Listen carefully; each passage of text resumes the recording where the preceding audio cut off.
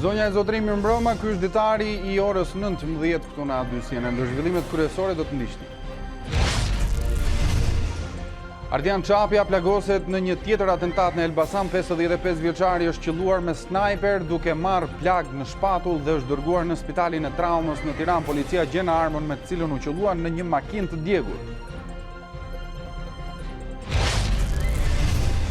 Bizneset ju rikthyen aktivitetit të tyre pas gati 3 muajve izolim, por javët e para kanë qenë më të vështirat, madje një pjesë e sipërmarrjeve u shtyn drejt falimentit, një pjesë tjetër deklaron se xhiroja është ende shumë larg normalitetit. Një komision qendror zgjedhor me 3 organe të reja drejtuese, se kjo ishte një ndër risitë e marrëveshjes politike për reformën zgjedhore. A2 disponon draftin që pritet të kalojë brenda kësaj jave komisionit të posaçëm parlamentar.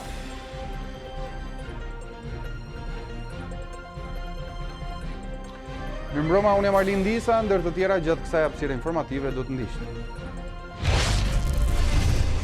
Presidenti I Kosovës Hashim Thaçi thotë se Prishtina është gati për rifillimin e dialogut me Beogradin. Ai bën thirrje për unitet të spektrit politik, por kryeparlamentarja Vjosa Osmani I kërkon të sqarojë nëse ka hequr dorë nga ideja e korrigjimit kufijve. Britania e Madhe hap kufijt për shtetasit e huaj, por me kushtin e karantinimit 14 ditor. Masa kundërshtohet nga aviacioni civil dhe industritë të tjera që paralajmërojnë pasoja të rënda ekonomike.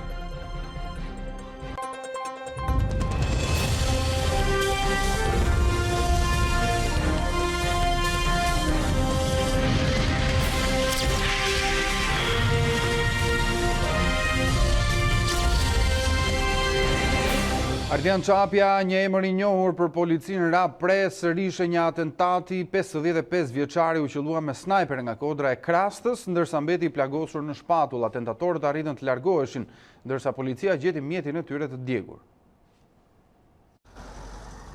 Rikthehen sërish përplasjet mes grupeve rivale në qytetin e Elbasanit.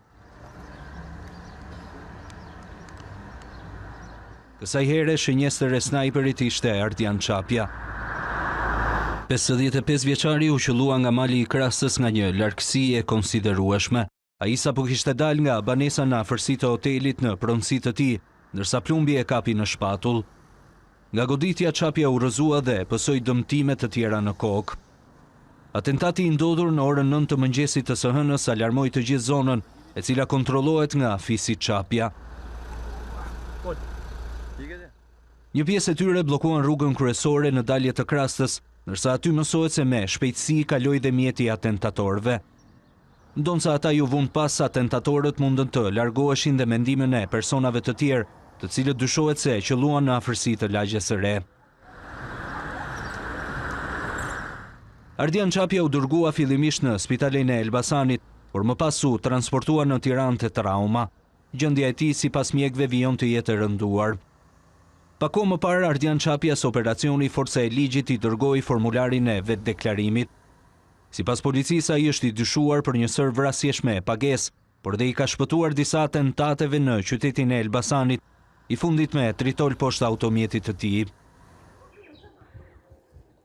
Makina e atentatorëve u gjet në zonën e Fushmbretit duke u djegur, ndërsa gjatë shuarjes së flagëve një zjarfikës mbeti I plagosur, pasi shpërthyen plumbat të cilat ndodheshin në makinë.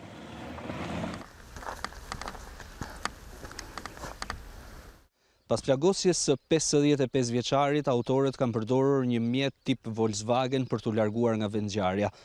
Ata kanë mbërritur në zonën e Fushmbretit dhe në afërsi të varrezave I kanë vënë flakën mjetit. Pikërisht në këtë makinë të djegur policia arriti të gjejë dhe armën e krimit tip sniper, por dhe disa plumba. Nga ana tjetër, autorët kanë qenë mjaft të sofistikuar pasi kanë zgjedhur një zonë krejt të pabanuar, por dhe të pasurvejuar nga kamerat e sigurisë. Për A2-sien nga Elbasani, Jul Kasapi. Mirë, Julian Kasapin, të cilin e ndoqet nëpërmjet këtij materiali informativ, kam në komunikim të drejtë për të folur dhe për të vijuar në të njëjtën temë, pra për këtë ngjarje në qytetin e Elbasanit. Jul, përshëndes, mirëmbrëma. Atëherë, ti sot ishe në qytetin e Elbasanit në vijim të kësaj ngjarje dhe mund të na thuash diçka më shumë, si mund ta përshkruajmë, çfarë mund të themi për atmosferën në qytet, duke qenë se emrat e përfshirë në këtë ngjarje nuk janë panjohur për qytetarët e Elbasanit? Kjo edhe për shkak të emrave të përfshirë Arlidën, qytetin e Elbasanit mbritën dhe forca speciale Renea, të cilat blinduan pothuajse të gjithë zonën, aty ku mendoi dhe se pra personi i cili ka qelluar në drejtim të 55 vjeçarit. Mund t'ju them se distanca në vijë ajrore bëhet fjalë për rreth 250 metra, një qitje nga një profesionist, nëse mund të themi kështu, ndërkohë që hetuesit dyshojnë se qitja e cila është bërë pra nga mali i Krastës mund të bëhet fjalë dhe për ndonjë ose të paktën dyshimet janë pistat e para për ndonjë ish efektiv komando ose forcave speciale i cili duhet jetë i mirë stërvitur në qitje të tilla, pasi kujtojmë se objektivi i tij ka qenë lëvizje, pra ka dalë nga shtëpia në drejtim të hotelit në pronësi të tij, pra 55 vjeçari Ardian Çapja, atëherë kur është qelluar. Plumbi e ka kapur në shpatullën e majt, gjatë rënies 55 vjeçari ka dëmtuar, ka pësuar dhe frakturë në kokë, në pjesën anësore të kokës. Ai është dërguar menjëherë drejt spitalit të Elbasanit nga familjar, nga persona të cilët kanë qenë fare pranë zonës pra ku ndodhi dhe plagosja.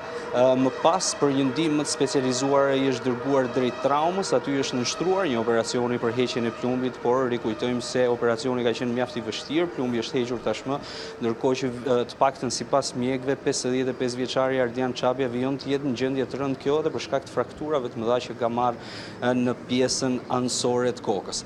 Përsa i përket profilit të atentatorëve, siç u thash, mund bëhet fjalë për persona të cilët janë të stërvitur mirë stërvitur dhe me background edhe të forcave speciale apo dhe ish komando, të paktën këto janë dyshimet e para.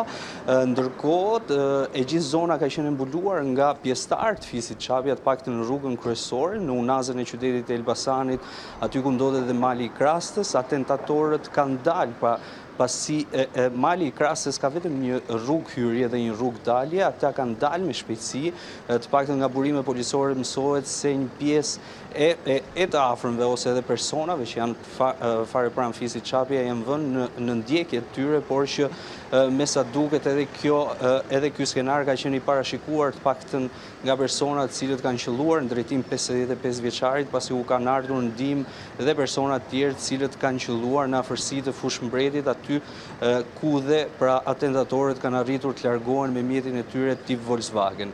I është vënë flaka mjetit, faktikisht në bagazhin e tij janë gjetur dhe 2 çanta me fishek, ende nuk dihet sepse duheshin kaq shumë fishek, pasi është shitur vetëm një plumb. Gjatë pikasja është bërë të paktën nga banorët të cilët kanë qenë aty pranë zonës, pasi fishekët kanë filluar të shpërthejnë. Më pas një zjarfikës gjatë shuarjes së zjarrit mbeti i plagosur dhe të paktën policia deri në këto momente ka arritur të gjejë pra armën tip sniper me numra të fshirë, pra aq sa na thuhet, armë e cila ende nuk është identifikuar, pra pasi numrat e saj kanë qenë të fshirë, por që edhe me sa duket kjo lëvizje e personave të cilët kanë kryer pra plagosjen ka qenë e mirë menduar, pasi nuk kanë lënë asnjë gjurmë veç se armës së djegur, makinës së djegur, por dhe plumbave të cilët pra shpërthyen kur zjarfikësit kanë qenë duke shuar zjarrin. Jul, pa shkuar tek parashikimet, një analizë mund ta bëjmë apo jo, sepse është në vazhdim në disa ngjarjeve të tjera në qytetin e Elbasanit kjo e sotmja. Çfarë mendohet në rang ekspertësh apo nga burimet e tua policore dhe më gjerë, a mendohet se këto ngjarje në Elbasan do të kenë një finale? Atëherë, përsa i përket riaktivizimit të luftës, të paktën sipas ekspertëve apo dhe specialistëve të policisë, mendohet se është një luftë mes bandave për kontrollet të territorit, kryesisht atyre drogave të forta, por ende nuk dihet, paktën nuk dihet saktësisht, pasi sipas burimeve policore, fisi Çapja është i përfshirë në disa konflikte, të paktën edhe një muaj më parë, atëherë kur operacioni Forca e Ligjit nisi punën, ndër formularet e parë të vetë deklarimit ishin ata të cilët u dërguan Ardian Çapjas 55 vjeçarit. Në atë kohë policia tha se Çapja pra është i përfshirë në disa ngjarje kriminale, kryesisht vrasje me pagesë, por të paktën deri më tani, kjo edhe për shkak të konflikteve të shumta që ka fisi Çapja, deri më tani policia nuk ka impisë konkrete, por më së shumti është bazuar në atë të luftës mes bandave për kontrollet territorit, kryesisht të drogave të forta. Jul Kasapi, unë falenderoj për këtë bisedë dhe informacionet që përcolle. Ngjarja e sotme në Elbasan nuk është as e para dhe as e shkëputur në vazhdën e një sër atentatesh të ndodhura vitet e fundit. Njëra pas tjetrës, nga një vrasje në tjetrën e Elbasanit ka përjetuar shumë ngjarje si kjo e sotme ku në qendër, kanë qenë një herë një grup dhe pastaj tjetri në një zinxhir hakmarrjesh dhe lufte për mbizotrim të grupeve rivale mes tyre. Atentati i së hënës ndaj Ardian Çapjes në Elbasan ishte i treti në radhën e atentateve kundër tij gjatë 5 viteve të fundit. Përpjekja e parë për eliminimin fizik të antarit të familjes së dyshuar për lidhje të forta me botën e krimit u shënua në gusht të vitit 2017. Banesa Ardian Çapjes u qellua me një predh kundër tank, e cila nuk shpërtheu duke mos e vënë në rrezik jetën e tij. Atentati tjetër ndodhi brenda të njëjtit vit. Ai u qellua me breshëri automatike teksa ndodhej pranë banesës, ku mori plagë të parrezikshme për jetën. Autori qelluan nga një mjet në lëvizje, që për maskim kishte targa të falsifikuara dhe ishte i ngjashëm me mjetin e një fqinjit të tij. Ardian Çapja është vëllai i Sokol Çapjes, i ekzekutuar në vitin 2005, ngjarje që shënoi fillesën e një kalvari për plasjesh ndër vite, të shoqëruara me atentate, viktima dhe ngjarje kriminale të mbetura pa autor. Vrasja e Sokol Çapjes ndodhi pas konfliktimit të tij me ish-kreun e qarkullimit rrugor të Elbasanit, Fadil Mema. Ngjarjet kriminale të shënuara në vijim morën jetë nga të dy fiset, ndër të tjera të vetë ish-policit Mema në Itali në mars 2015 dhe Agron Çapjes e dy të tjerëve në shkurt 2016 në Elbasan.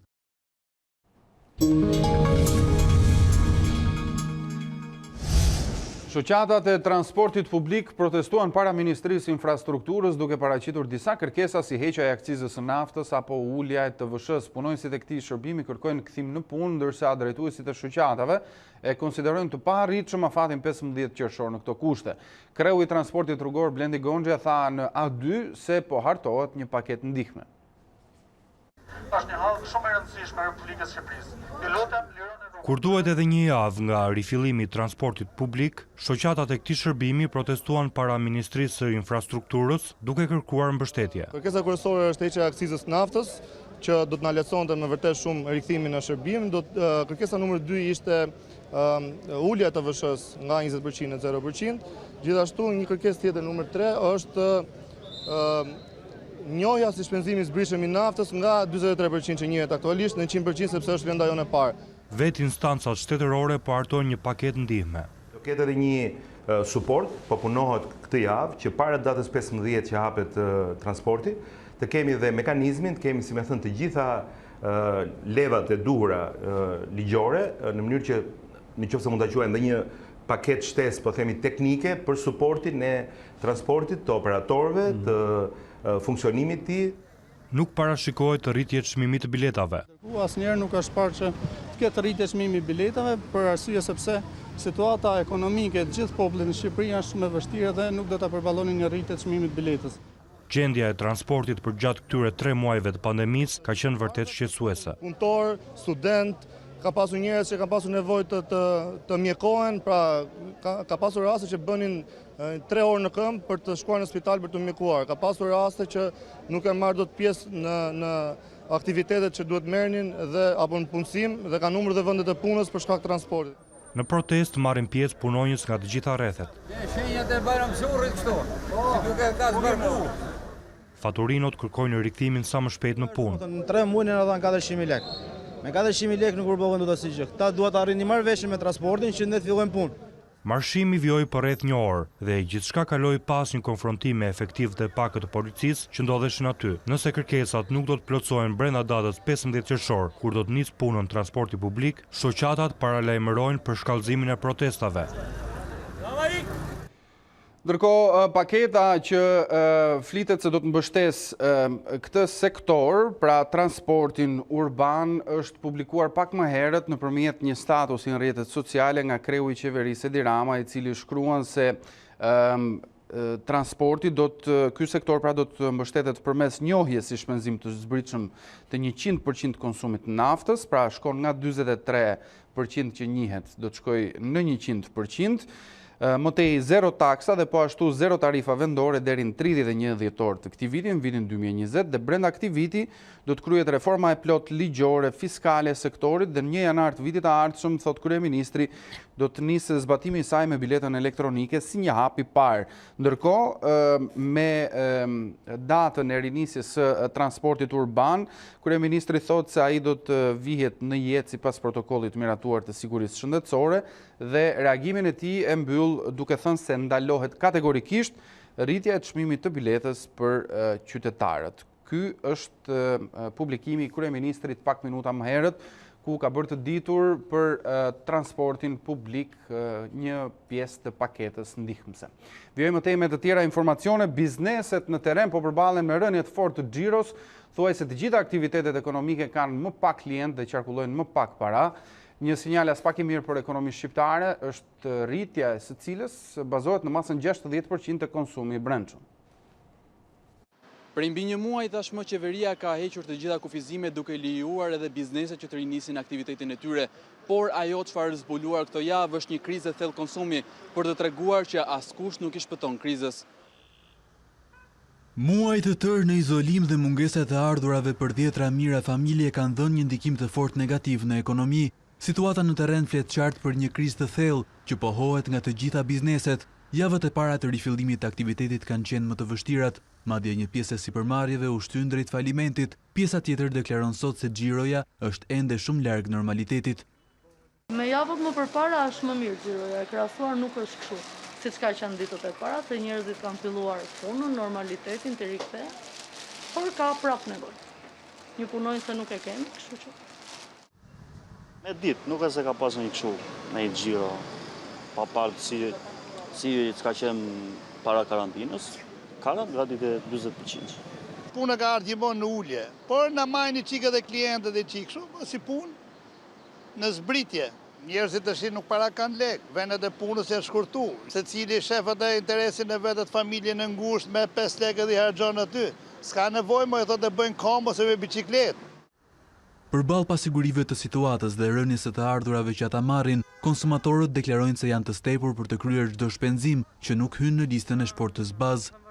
E keni ndier krizën në xhepin tuaj? Patjetër që të gjithë miljet e vlla. Keni tani po shpenzoni si të gjithë njerëzit e tjerë, për nevojat personale e etike. Besoj gjithë kanë ndier nga pak se për çfarë po shpenzoni këtë kohë? Po shpenzoni më pak për ushqim? Shumë më pak. Edhe njerëzit janë të tërhequr nga ana e shpenzimeve nga ana këtyre. Sepse kjo pandemia na mësoi shumë gjëra. Për çfarë po shpenzoni këtë kohë? Normale, familjaret, shëndetësoret, argjimet e shkollave. Keni bërë shpenzime ndoshta luksi, ndoshta pa? Ja, harroja, s'ka fare. Edhe me pas nuk japim. Për të nxitur sa më shumë blerjet, bizneset jo vetëm që nuk kanë rritur çmimet, por kush mundet po aplikon zbritje dhe oferta. Megjithatë, kjo është e pamjaftueshme për të thyer rrethin vicioz të krizës së konsumit, që pa një ndërhyrje emergjente rrezikon të tejzjatet dhe të lërë pas mijëra të papunë. Rinis regjistrimi i pronave në Bregdetin e Jugut, kreu i Agjencisë Kadastrës Artan Lame tha se ky proces do të trajtojë mbi 16.000 pasuri private si dhe mbi 5.000 pasuri shtetërore, ndërsa pritet të japë sipas tij fund konfliktit me pronat në këtë zonë. Legalizimi i tyre sipas Lames do të krijojë mundësi të mëdha për investime të ligjshme në Bregdet. Fillon procesi i regjistrimit fillestar të pronave në Bregdetin e Jugut. Regjistrimi i pronës në Jug është operacioni më i madh kadastral i ndërmarrë ndonjëherë nga shteti shqiptar në këtë zonë. Ky proces do trajtojë rreth 16.500 pasuri private, kryesisht toka të përfituara me AMTP, përmes ligjit 7501 të 91-shit, shtëpitë e vjetra tradicionale, objekte në proces legalizimi, pronat vjetra, objektet privatizuara e kështu me radhë.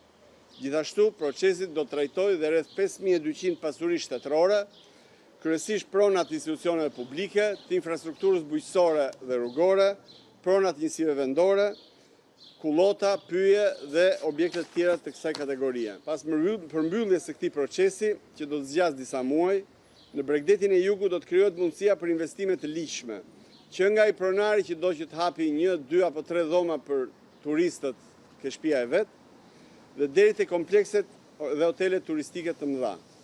Gjithashtu, siguria juridike që do të krijojë ky proces do të çojë në uljen drastike të konflikteve të pronës për gjatë gjithë kësaj zone. Shteti shqiptar do ta çojë deri në fund këtë proces. Shqiptarët po shpenzojnë vetëm për të ushqyer. Kriza ekonomike që po shoqëron pandeminë globale të koronavirusit ka ndryshuar edhe sjelljen e konsumatorëve. Të dhënat e fundit të Institutit të Statistikave tregojnë se në maj inflacioni në vend arriti në 2.1%, shkaktuar thuajse tërësisht nga rritja e çmimeve të artikujve ushqimor. Kriza e koronavirusit ka detyruar qytetarët që të shpenzojnë vetëm për ushqime. Këto e tregojnë edhe të dhënat e fundit të Institutit të Statistikave për inflacionin, i cili muajin e kaluar arriti në 2.1%, duke u rritur me 0.6% kundrejt të njëjtës periudhë të një viti më parë. Rritjen më të madhe të çmimeve ka shënuar grupi ushqime dhe pije jo alkolike me 4.9%, kryesisht për kategoritë e fruta perimeve, ndjekur nga ai argëtim dhe kulturë me 2.7%.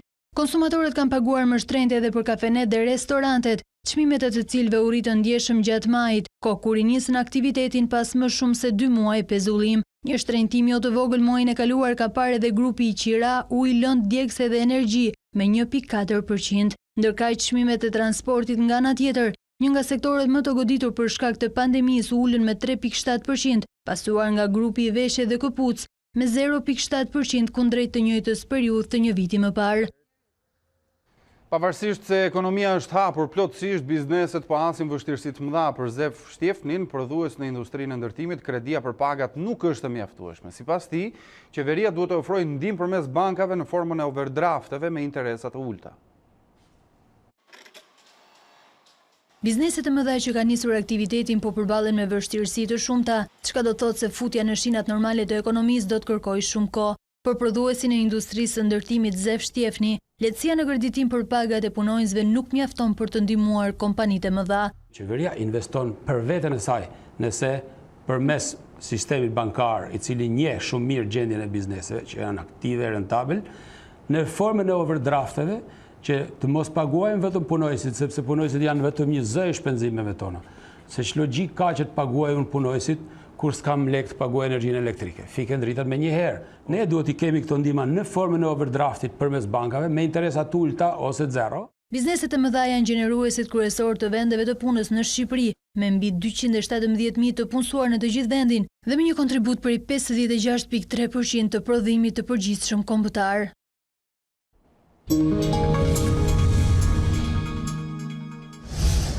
Plehrat kanë filluar të pushtojnë rrugët dhe trotuaret në Durrës. Banorët ankojnë për ndotjen e ajrit në qytet dhe mundësinë e përhapjes së smundjeve. Nga ana tjetër, bashkia duket e pafuqishme që të menaxhojë situatën dhe pret zgjidhje dhe fonde nga qeveria. Situata e mbledhjes së mbetjeve urbane në qytetin e Durrësit po shkon tej çdo imagjinate. Në rrugët e qytetit, plerat kanë filluar të krijojnë grumbuj masiv, duke krijuar një situatë të paimagjinueshme. Qytetarët detyrohen të vendosen në rresht për të kaluar në trotuar, pasi plehrat kanë zënë shumicën e hapësirës dedikuar për kalimtarët. Mbyllja e vend grumbullimit të Porto Romanos, pa gjetur një zgjidhje se ku do të dërgoheshin mbetjet që gjenerohen në bashkinë e Durrësit, e kanë shndërruar situatën në këtë që mund të shihni në pamje. Prej disa ditësh, rrugët e qytetit të Durrësit, por jo vetëm, pothuajse të gjitha hapësirat publike të qytetit dhe njësive të tyre vendore, gjenden në një situatë kolapsi sa i takon mbetjeve urbane. Përveç anës së vizuale, kjo situatë duket se ka shqetësuar banorët edhe për përhapjen e sëmundjeve. Qeso se neve së ndalim jashtë njërë, mërë para nejtë mbyllur, ime ne porim për plerat. Ratë parë këto të tregojnë vetë gjendjen. A kupto, ma keqë s'ka ma. Vinë shumë erë keqë, nga bezdisin, nuk marim do të erë, se janë shumë erë të qia. Bashkia nuk ka bo asë dhe veprimi. Ku ngell problemi këto? Qa është? Jes ka lek bashkia, jes ka fond, jes ka vend. Unë paguj taksat, a e pëse mos e gjeje zgjidhjen. Atëherë nëse nuk gjeje zgjidhjen, unë pse paguaj taksat? Kot. Është tepër shqetësuese, kjo po të thosh u kthin helm. Jo mon mbeturinë apo helm fare, në kalbe atë janë helm. Shif mushkojat e mizës që janë për tokë me miliarda. Këto është kthin helm, nuk kalon dot rrugës. Rrezik kalojnë infeksion kalamajt. Të ruar për virusin, po këto virusin e kemi në kosha. Sidomos Durrësi është korruptu, si në kosha, si në bashki, janë komplet virus. Nuk e që jep këtij populli vetëm viktima, janë asgjë. Ndërkohë Bashkia e Durrësit duket e dorëzuar përballë kësaj situate dhe është në pritje të përgjigjes ose zgjidhjes që do t'i jepet nga qeveria, pasi vetë Bashkia nuk ka fonde të menaxhojë këtë situatë. Sa kaq ka reaguar edhe dega e Partisë Demokratike në Durrës. Kryetari i kësaj dege, Ferdinand Xhaferi, është shprehur se kjo situatë vjen nga arroganca, paaftësia dhe korrupsioni.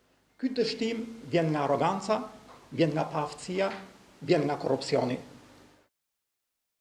Presidenti Ilir Meta ka kthyer për rishqyrtim në kuvend ligjin që përjashtonte nga TVSH-ja për importin e jahtheve që përdoren për qëllime turistike. Në arsyetimin e tij, presidenti thotë se ligji krijon idenë e një përjashtimi me natyrë klienteliste dhe preferenciale. Kreu i shtetit nënvizon se ligji nuk është në harmoni me nevojat emergjente të vendit dhe as parashikimeve të Bankës Botërore për periudhën e pas pandemisë. Presidenti nënvizon se nuk është e drejtë që kjo nismë të miratohet, ndërsa ka shumë familje të prekura nga fatkeqësitë natyrore që presin ende mbështetje financiare.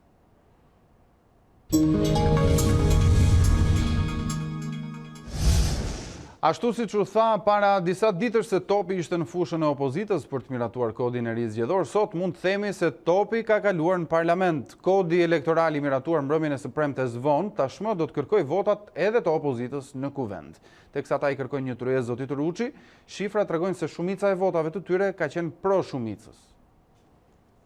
Nuk votojmë asnjë lloj pazari të dosjes I-84 të Petrit Vasilit dhe të militantëve tjerë. Kërkojmë listat e hapura, administratë zgjedhore jo politike, ndryshe nuk votojmë të 39 deputetët asnjë shtesë tjetër. Argumentat dhe kushtet me të cilat u paraqitën në rezidencën amerikane tre kryetarit e grupeve parlamentare të opozitës ja paraqitën dhe kryetarit të kuvendit. Nëpërmjet një shkrese zyrtare drejtuar Gramoz Ruçit, Myslim Murrizi, Edmond Stojku dhe Nimet Musaj kërkojnë takim urgjent brenda 48 orësh me mazhorancën për të negociuar për kodin. Prania e Edi Ramës, thuhet në shkresë, do të jepte seriozitetin e dur tryezës. Ne nuk duam as t'ju kërcënojmë me bojkot dhe as t'ju imponojmë një pazar të ri pas pazarit të vjetër, por ne nuk do ta gëlltisim çorbën e prishur të ashtu quajturit këshill politik. Prandaj ju sugjerojmë të mos e nënvlerësoni këtë kërkesë dhe të na mundsoni tryezën e dialogut brenda institucionit të parlamentit brenda 48 orësh. Por pavarësisht rezultatit të kësaj tryeze, në 3 muajt e fundit, që përkoi dhe me periudhën e pandemisë, mazhoranca tregoi se ishte totalisht e blinduar në ligjet dhe aktet normative që kaloi. Sipas një studimi të Institutit të Studimeve Politike, vetëm 5 deri në 8% opozitarëve të rinj i kanë bërë oponencë me votë nismave ligjore të PS-s. Pjesa tjetër vullnetarisht ka votuar pro saj, pavarësisht se bëi fjalë për nisma që shpesh kanë hasur në kontestime të forta publike. Majoranca ka arritur të ketë në mbështetje të saj nga 80 deri në 94% të votave të gjithë parlamentit. Në total ajo ka ruajtur mesatarisht 88% të votave të kuvendit, pra 38% më shumë se sa i duhen për miratimin e ligjeve, 50% plus 1 dhe 28% të 140 deputetëve më shumë se sa numri votave që i duhen për të miratuar ligje organike me shumicë të cilësuar. Gjatë periudhës së pandemisë, mazhoranca kishte 20 deri në 33% më shumë vota pro, por krahas të bindurve, ISP vëren se dhe brenda opozitës ka opozitë, që voton kundër vullnetit të qeverisë, por këta deputet përbëjnë vetëm 5 deri në 8% të saj. Vënia në lëvizje e Partisë Demokratike direkt pas marrëveshjes për zgjedhorën për kryetarin e Këshillit Kombëtar të Partisë Demokratike Bujar Nishani është angazhim për zgjedhjet e përgjithshme të pranverës që sipas tij janë në prag. Nishani thotë se PD nuk është tërhequr nga ideja për qeveri tranzitore. Vendimi i kryesisë i angazhon demokratët në një garë të brendshme për kandidat për deputet dhe kryebashkiak. Në një intervistë për A2, kreu i Këshillit Kombëtar Demokrat Bujar Nishani nuk flet për vendoret, pasi procesi i vjetshëm është ende në gjykatën kushtetuese, ndërsa zgjedhjet parlamentare të pranverës që vjen i konsideron në prag. Duket që zgjedhjet e ardhshme të paktën parlamentare nuk janë larg. Periudha prill-maj e vitit të ardhshëm pothuajse është pas dere, mos na duket që është larg, koha rrjedh shpejt, sfidat janë të shumta, çështjet janë të shumta, edhe hapat organizativ, por edhe komunikativ janë aq të shumtë sa koha ikën shumë shpejt. Kështu që synimi i madh është ai që është i gjithë shqiptarëve, fillimi i një përgatitje të madhe për finalen e madhe dhe finalen e duhur. Edhe pse zgjedhjet paraprake janë risi në politikën shqiptare, ato mbartin me vete edhe rrezikun e përçarjes. Kreu i Këshillit Kombëtar, organit që do të vendosë për listën finale të kandidaturave, u drejton strukturave një mesazh. Në këtë proces është në dorën dhe në përgjegjësinë e strukturave që të reflektojnë jo vetëm qëndrimin e tyre politik, pra të strukturës të seksionit, të grup seksionit, të degës, apo e më radhë, por të mbarë shoqërisë që kërkon sot ndryshimin. Dhe ky ndryshim duhet vi përmes cilësisë, duhet vi përmes seriozitetit, duhet vi përmes dinjitetit, duhet vi përmes përgjegjshmërisë. Por a mund të shërbej ky moment për të rikthyer në Partinë Demokratike zërat kritik ndaj leadershipit? Gjithëpërfshirja dhe jo përjashtimi, hapja dhe jo kufizimi, zemërngjërsia dhe mirëkuptimi dhe jo hatërmbetjet apo distancimet janë sot të nevojshme. Unë jam absolutisht në favor të përfshirjes, të angazhimit, fundit të një bloku të madh opozitar dhe të një fronti të madh. Angazhimi i PD për zgjedhjet erdhi pas dakordësisë së 5 qershorit për reformën zgjedhore. Nishani tha se PD nuk është tërhequr nga ideja e qeverisë tranzitore, edhe pse hodhi firmën në një marrëveshje elektorale që nuk e përfshinte këtë kërkesë. Partia Demokratike nuk është tërhequr nga kërkesa e saj për të pasur një qeveri tranzitore përpara zgjedhjeve. Por kjo kërkohet të vendoset si një procedurë dhe një kulturë elektorale në Shqipëri. Në intervistën për A2, Nishani tha se nuk beson se qeveria do të heqë dorë nga tentativa për manipulim të zgjedhjeve, pavarësisht marrëveshjes, ndërsa gjykon se në Shqipëri ka ardhur koha edhe për një reformë kushtetuese. Në një kohë kur demokratët nisën të ecin në 2 plane për zgjedhjen e kandidatëve për zgjedhjet parlamentare ashtu dhe ato vendore, socialistët kujdesen të bëjnë të qartë se nuk do të ketë gartë parakohshme elektorale për bashkitë. Sa i përket zgjedhjeve të përgjithshme, Balla sugjeroi 9 majin, ditën e Europës. Marrëveshja politike e firmosur ishte për të rregulluar kuadrin ligjor të zgjedhjeve, jo për t'i përshpejtuar ato. Mbi këtë argument, mazhoranca i shet të tepërta shpresat e Selis Blu për zgjedhje të parakohshme lokale.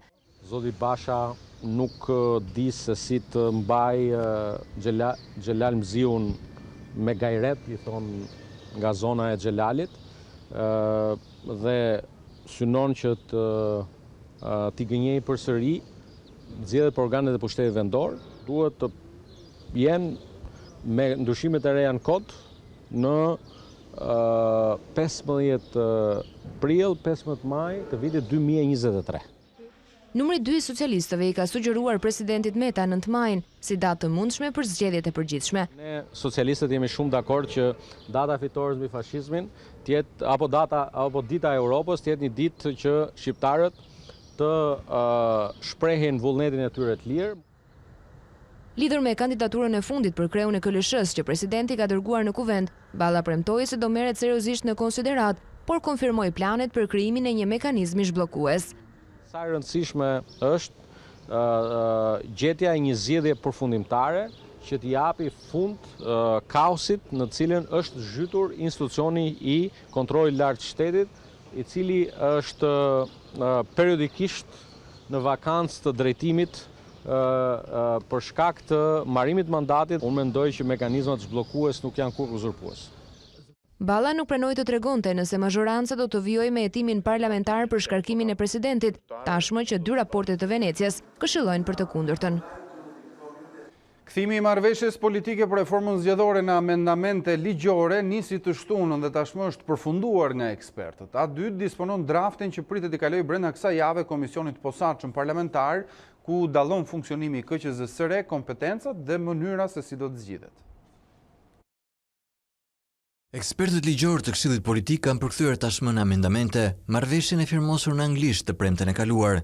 Detajimi hedh më shumë dritë mbi KQZ-n e re që do të përbëhet nga 3 organe drejtuese: Komisioneri Shtetëror i Zgjedhjeve me mandat 7 vjeçar të përtëritshëm, Komisioni Rregullator me 5 anëtar dhe mandat 5 vjeçar, si dhe Komisioni i Ankimimeve dhe Sanksioneve, gjithashtu me 5 anëtar por me mandat 9 vjeçar. Edhe nën komisioneri që do të ndjek çështjen e identifikimit elektronik do të gëzojë një mandat 7 vjeçar. Komisioneri Shtetëror i Zgjedhjeve është një organ monokratik dhe ka mes të tjerash këto kompetenca. Drejton dhe mbikëqyr veprimtarinë administratës zgjedhore për gjatë zgjedhjeve dhe referendumeve, vë në lëvizje rregullatorin dhe kasin sa herë që paraqiten çështjet të kompetencës së tyre. Emëron dhe shkarkon anëtar të KZAZ-ve, miraton shpërndarjen e mandateve në zgjedhjet për kuvendin dhe për këshillat vendor, si dhe jep mandatet për çdo deputet. Në katin e dytë atë të Komisionit Rregullator gjenden të tjera kompetenca të rëndësishme.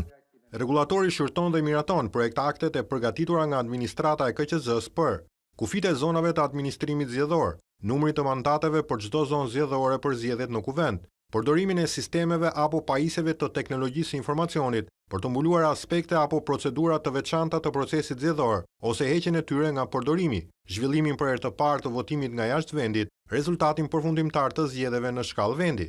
KAS do të ketë përgjegjësinë e ankimimit dhe sanksioneve me fuqinë për të anuluar pjesërisht apo plotësisht zgjedhjet.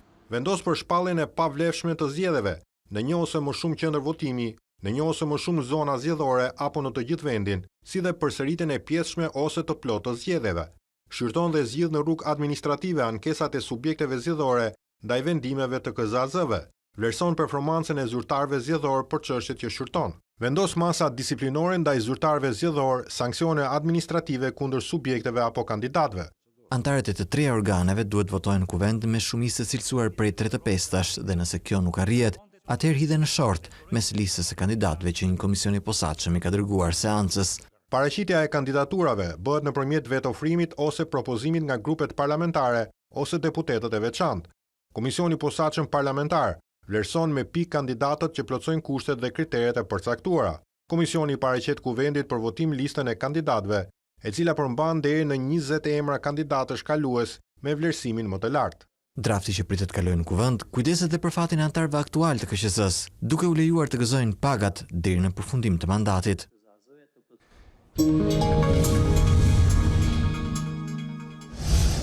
31.000 maturantë janë nënshtruar provimit gjuhës UA i pari i maturës shtetërore. Testimi është zhvilluar në masat mbrojtëse ndaj COVID-19. Për shkak të pandemisë, kohëzgjatja e provimeve do të jetë më e shkurtër dhe vetëm me pyetje alternative. Në kushte pandemie dhe me masa mbrojtëse ndaj COVID-19 është zhvilluar provimi i parë i maturës shtetërore gjuha e UA. Pasi kanë kaluar testin e temperaturës, 31.000 maturantë kanë hyrë në klasa me maska dhe doreza për t'i dhënë zgjidhje tezës së provimit. 2 orë zgjati testimi për 60 pyetje vetëm me alternativa. Edhe në dalje maturantët kanë ruajtur distancën, ndërsa tregojnë për mbarvajtjen e provimit dhe vështirësinë e testit. Kishte pyetje që kishin tendencë për të ngatruar?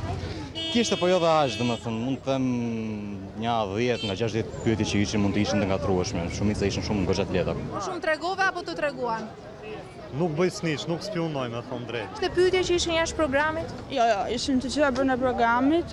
Mund kishte vetëm një pyetje që ishte për nxënës të 10-s dhe pjesa tjetër ishin pasaj për nxënës mesatare. Me maska ishit në klasë? Me maska dhe me doreza, tani që dolëm mund s'fa që t'i heqim.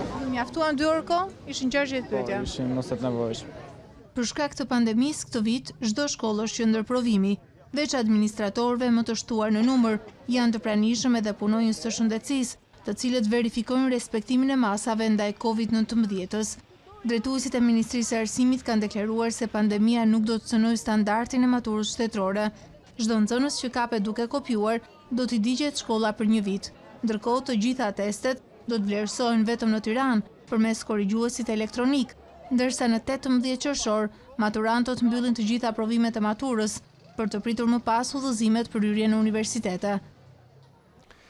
1275 maturantë në Vlorë sot kanë hyrë në provimin e parë të maturës shtetërore. Emocione mes maturantëve sa për shkak të provimit, por edhe shqetësimit se do të duhet të jenë me maskë dhe doreza gjatë gjithë zhvillimit të provimit. Maturantët në Vlorë, ashtu si në të gjithë Shqipërinë, kanë nisur sot provimin e parë të maturës shtetërore. Teksa bisedon me ta, kupton që emocionet dhe stresi ka pushtuar, sa për shkak të provimit, aq edhe për shkak të masave kundër COVID-19. Të them drejtën, ndjem më shumë i emocionuar se sa i stresuar. E stresuar, normale. Normale që edhe nuk na ndihmon ai shumë sepse si thaj, nuk ka si mësimi përballë me mësuesin normale. Nuk ka zgjidhje të tjera, por që online nuk është se na ndihmoi shumë mirë. Si thaj, përveç stresit që kishim, që jemi për provime, është edhe stresi që jemi në klasë, stresi jo me dorashka, jo me maska, të gjitha, çdo gjë. Emocione shumë. Pak të emocionuar, po gati për provim. Është pak e çuditshme. Gjithsesi kjo është herë e parë dhe për ne. Shpresoj që të dalë mirë. Në Vlorë janë 1275 maturantë që pas një procesi të vështirë mësimor online dhe me masa distancimi, do të futen tashmë në provimet e maturës shtetërore.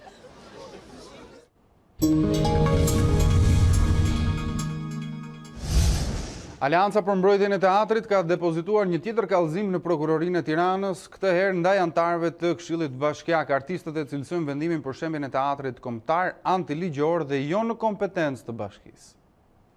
Ne kemi shumë të qartë që këtu ka pas shkelje, kemi shumë qartë që IMT-ja ka bërë shkelje, kemi shumë qartë që Këshilli Bashkiak ka bërë shkelje, Këshilli Teknik i cili ka dhënë firmat, që të ato drejtorët aty ka bërë shkelje, sepse ka kërkuar, ka dhënë leje ndërtimi kur nuk i takon, sepse institucioni i teatrit kombëtar, institucion kombëtar i takon KKT-s dhe s'ka lidhje fare bashkia. Penale të cilat janë referuar sot janë shpërblim detyre, shkatrim prone, shkatrimi veprave të artit, parashkruar në enet 150, 160 dhe 284 kodit penal, po qartësisht rezulton që teatri kombëtar, pra ajo pronë aty, ka qenë në bazë të VKM-s 418, ka qenë detyre KKT-s për të shprehur për miratimin e lejes së prishjes dhe lejes së ndërtimit, se bëhen në një në këtë rast. Nuk është proceduar sipas kuadrit ligjor në gjykimin ton, por kjo ngelet për të vlerësuar nga këto organe ku ne paraqitëm kallëzimin. Mënyra se si demokracia në Shqipëri është marrë peng, ka bashkëpunimin edhe të këtyre niveleve të dyta, të cilët në justifikimin e bukës gojës bëjmë veprime të tilla që rrezikojnë jetën tona.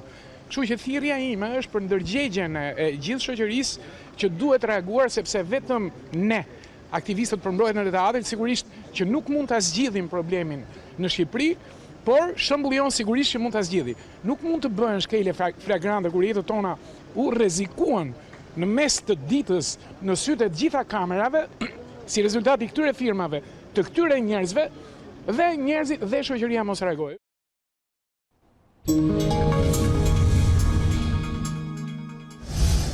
Presidenti i Kosovës Hashim Thaçi kërkoi rikthimin e dialogut me Serbinë në mënyrë që të arrihet një marrëveshje gjithëpërfshirëse me njohje reciproke. Kreu i shtetit bëri thirrje për unitet të spektrit politik për drejtimin e delegacionit të Prishtinës në bisedimet me Beogradin.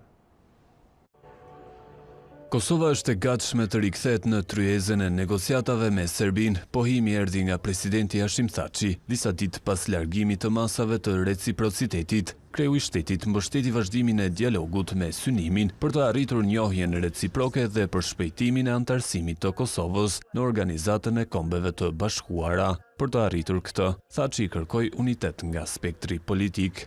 Ne përballë Serbisë gjithmonë kemi qenë të bashkuar, çdo që kemi qenë të unifikuar dhe të bashkëkoordinuar si institucione, si politik, si lider politik, shoqëri civile, media, kemi dalur mirë. Se përket udhëheqjes së delegacionit të Kosovës në bisedimet me Serbinë, ai tha se kjo nuk është një garë, por theksoi se përballë Beogradit të gjithë duhet të plotësojnë njëri tjetrin. Thaçi shtoi se Prishtina do të punojë për zbatimin e marrëveshjeve të fundit të arritura me Serbinë. Presidenti gjithashtu foli edhe për pandeminë COVID-19 gjatë një konference për shtyp, ku kërkoi respektim të masave kufizuese të vendosura për të frenuar përhapjen. Kryetaria e Kuvendit Kosovës, Vjosa Osmani, mirëpret mundësinë e rikthimit të dialogut me Serbinë, por kërkoi nga presidenti Hashim Thaçi që të garantojë se ka hequr dorë nga ideja e korrigjimit kufijve. Kosova gjithnjë ka qenë e gatshme për dialog, por jo për një dialog të tipit të Thaçit, i cili në vetvete involvon negociata sekrete me presidentin e Serbisë dhe i cili ka rezultuar me hapjen e temave dhe aventurave të cilat janë jashtëzakonisht të rrezikshme, si për vendin tonë, ashtu edhe për paqen e stabilitetin në rajon. Në vend se të dalë dhe të tentoj të marrë kompetenca të qeverisë, presidenti i vendit do duhej të deklarohej një herë mirë për një çështje substanciale. E ajo është që ai garanton gjithë qytetarëve të Republikës së Kosovës që kurrë nuk do të vënë në tavolinë asnjë milimetër të territorit të Republikës së Kosovës. Dhe po ashtu të sqarohet një herë mirë a ka hequr dorë nga ideja e tij dhe Vučićit, ideja e rrezikshme për korrigjim të kufive. Pra, Kosovën e përfaqëson qeveria e saj dhe vijat e kuqe janë si vijon. Nuk preket integriteti territorial i vendit, nuk preket sovraniteti i vendit dhe as nuk preket rregullimi i brendshëm kushtetues i vendit. Gjermania dhe Franca mbështesin rifillimin e dialogut mes Kosovës dhe Serbisë. Kancelaria Angela Merkel ka uruar kryeministrin e ri Abdullah Hoti me anë të një telegrami, teksa i ofron mbështetje dhe bashkëpunim. Ju dhe qeveria juaj keni sfidat mëdha përpara, veçanërisht përballjen me pandemin Covid-19, reformat kushtetuese dhe dialogun me Serbinë për normalizim i ndërmjetësuar nga Bashkimi Evropian, thuhet në telegramin e Merkel. Rritet numri i personave të prekur me Covid-19, por edhe atyre që kërkojnë shërbim spitalor. Në spitalin infektiv aktualisht po trajtohen 34 të infektuar, nga të cilët 6 janë në terapi intensive, 2 prej të cilëve të intubuar, ndërsa gjatë 24 orëve të fundit kanë rezultuar pozitiv 17 raste të reja. Nga rihapja e vendit prej 1 qershorit, numri të infektuarve të rinj me koronavirus vijon të jetë me 2 shifra.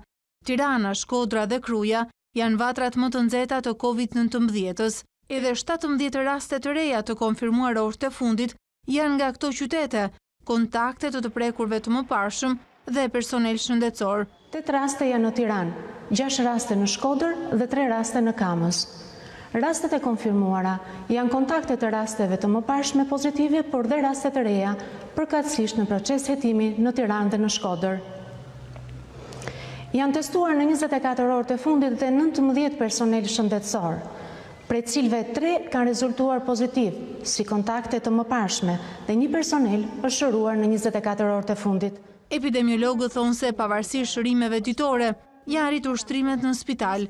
34 raste të prekur janë të hospitalizuar, prej cilëve 6 janë në terapi intensive, 2 janë të intubuar. Gjatë 24 orëve të fundit janë shëruar 7 qytetarë dhe numri totalit shëruarve është 945. Që nga fillimi i epidemisë janë prekur nga koronavirusi 1263 persona, nga të cilët 284 janë të sëmur aktiv. 127 raste të reja dhe 3 vdekje nga Covid-19 në Maqedoninë e Veriut. Autoritetet shëndetësore atje propozojnë zgjatje të kufizimeve të lëvizjes. Rritje infektimeve edhe në Kosovë, ku nuk përjashtohet mundësia një mbyllje tjetër. Maqedonia e Veriut vazhdon të raportojë numër të lartë të rasteve me Covid-19. 127 persona të tjerë kanë rezultuar pozitiv me koronavirus, pas 702 testimeve të kryera në 24 orët e fundit. Viktimat janë 3, të moshës 62, 78 dhe 82 vjeçare. Në total, mbi 3100 vet janë infektuar me virusin e ri në Maqedoninë e Veriut, ndërsa humbjet e jetëve janë 156. Komisioni për sëmundjet infektive propozon zgjatjen e masës për kufizimin e lëvizjeve nga ora 22 deri në 5 të mëngjesit. Maqedonia riktheu masën e ndalim qarkullimit mes rritjes shqetësuese të infektimeve. Lëvizja u kufizua nga mbrëmja e sejntes deri në orën 6 të sëhënës, veçanërisht në komunat më të prekura, përfshira të Shkupit, por sipas ministrit të Brendshëm, shumë qytetarë nuk i kanë zbatuar masat dhe gjatë këtyre ditëve janë evidentuar mbi 600 shkelje, kryesisht në kryeqytet. Qeveria slovene njoftoi se do të aplikojë masën e karantinimit të detyrueshëm 14 ditor për të gjithë ata që vinë nga Maqedonia e Veriut. Edhe Kosova ka shënuar rritje të rasteve me Covid-19, me 40 të tilla të shënuara gjatë 24 orëve të fundit. Mikrobiologu Lul Raka nga Instituti Kombëtar i Shëndetësisë Publike të Kosovës tha se nëse rritja e infektimeve shkon paralelisht me rritjen e numrit të pacientëve të shtruar në spital dhe terapi intensive, atëherë rimbyllja e vendit është mundësi reale.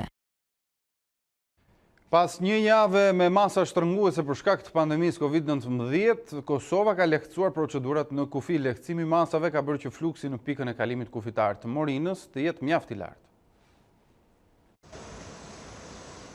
Kalimi i shtetasve shqiptar drejt Kosovës i është rikthyer normalitetit mëngjesit të kësaj të ëne. Autoritetet e Kosovës kanë hequr masat që mbajtën për një javë, siç ishte certifikata mjekësore që je negativ ndaj Covid-19 ose karantinimi 7 ditor. Në kufi tashmë kontrollohet vetëm temperatura dhe mbahen shënim të dhënat e udhëtarëve dhe vendin ku po shkojnë. Ne ja marrim dhënat personale për emrin, mbiemrin, datëlindjen, prej ku po vjen, ku po shkon, numrin e telefonit dhe adresën e saktë panimit, si dhe ja mosim edhe temperaturën. Ndërkohë fluksi i lartë i qytetarëve të Shqipërisë për të hyrë në Kosovë ka bërë që të krijohen radhë të gjata në kufi. Një kufi, që nuk duhet kemi kufin e bashkë, po hajde. Mirë, jemi në rregull, gjithçka shkon normal. Kemi pak që presim, po janë natyrshme këto pritje. Na pa të marrë në Kosovë, me thënë drejtën. Po shqyqyr që u apo, vlla, ta shofin tash. Të dalë për qef njerë me marrë në gjënë të shofin që. Për të parë nga afër situata në pikën e kalimit kufitar Shqipëri-Kosovë, ishte dhe Ministri i Shëndetësisë i Kosovës Armend Zemaj, i cili ka apeluar për respektim të masave dhe këshillave nga autoritetet shëndetësore. Ju kisha lutë edhe juve edhe gjithë atyre që hynë në Kosovë, të përçani këtë mesazhin e respektimit të masave konkrete të dhëna nga Instituti Kombëtar i Shëndetësisë dhe Ministria e Shëndetësisë, ashtu edhe Qeveria e Republikës Kosovës. Ministri i Shëndetësisë së Kosovës ka shpërndarë edhe maska për shtetasit shqiptar që futen në Kosovë.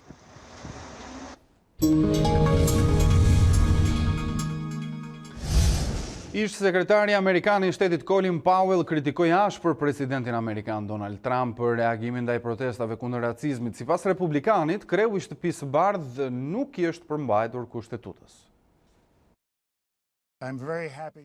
Ish sekretari Amerikan i Shtetit Colin Powell i shtohet zërave të fortë kundër reagimit të presidentit Donald Trump ndaj protestave antiracizmit. Republikani, i cili ka qenë gjithashtu shefi i parë i shtabit nga radhët e komunitetit afroamerikan, tha se Trump kishte shpërfillur kushtetutën. Ai bashkohet listës së gjatë të ish zyrtarëve të lartë të ushtrisë që sulmojnë mënyrën se si kreu i Shtëpisë së Bardhë menaxhoi zemërimin popullor kundër vrasjes së 46 vjeçarit me ngjyrë George Floyd. Ne kemi një kushtetutë dhe duhet t'i përmbahemi asaj, por presidenti është larguar shumë prej kushtetutës. Duke folur për gjendjen e kombit në CNN, ish sekretari Amerikan i Shtetit tha se retorika e presidentit Trump ishte e rrezikshme për demokracinë. Duke u referuar zgjedhjeve të nëntorit, Powell tha se në asnjë mënyrë nuk do të mbështeste Trump. Jam shumë pranë në Joe Biden nga pikpamja sociale dhe ekonomike. Kam punuar me të për 35-40 vite dhe ai është tani kandidati për të cilin do të votoj. Powell, një republikan i moderuar, nuk votoi për Trump as në zgjedhjet e vitit 2016. Në intervistë ai mbështeti gjithashtu zyrtarët dhe ish zyrtarët e lartë ushtarak që kritikuan Trump gjatë ditëve të fundit, të tillë si shefi i Pentagonit James Mattis apo generali Martin Dempsey. Nuk vonoi replika e numrit 1 të Washingtonit, i cili në një postim në Twitter tha se Powell e kishte çuar Amerikën në luftën katastrofike të lindjes së mesme, siç u shpreh. Këshilli Bashkiak i qytetit Minneapolis është shprehur në favor të shpërbërjes së departamentit të policisë lokale në atë që konsiderohet një hap kyç për zbutjen e zemërimit popullor mbi vrasjen e afroamerikanit George Floyd. Sipas shumicës së këshilltarëve, një model i ri i sigurisë publike do të krijohej në qytetin ku forcat e rendit akuzohen për racizëm. Për aktivistët, kjo është një pikë kthese. Ndërkaq, protesta me moton jetët e personave me ngjyrë kanë vlerë vazhdojnë të mbahen edhe në Europë. Manifestues mbushën rrugët e Brukselit, Kopenhagenit, Londrës, Budapestit, Madridit e Barcelonës për të kundërshtuar diskriminimin racor. Britanikët sfiduan paralajmërimet e autoriteteve për të shmangur grumbullimet masive për shkak të pandemisë, duke dalë për të dytën ditë radhazi në rrugë me thirrjet "Heshtja është dhunë, ngjyra nuk është krim". Protesta pati edhe në Itali me rreth 3.000 njerëz që u mblodhën në Piazza del Popolo në Rom me slogane kundër racizmit.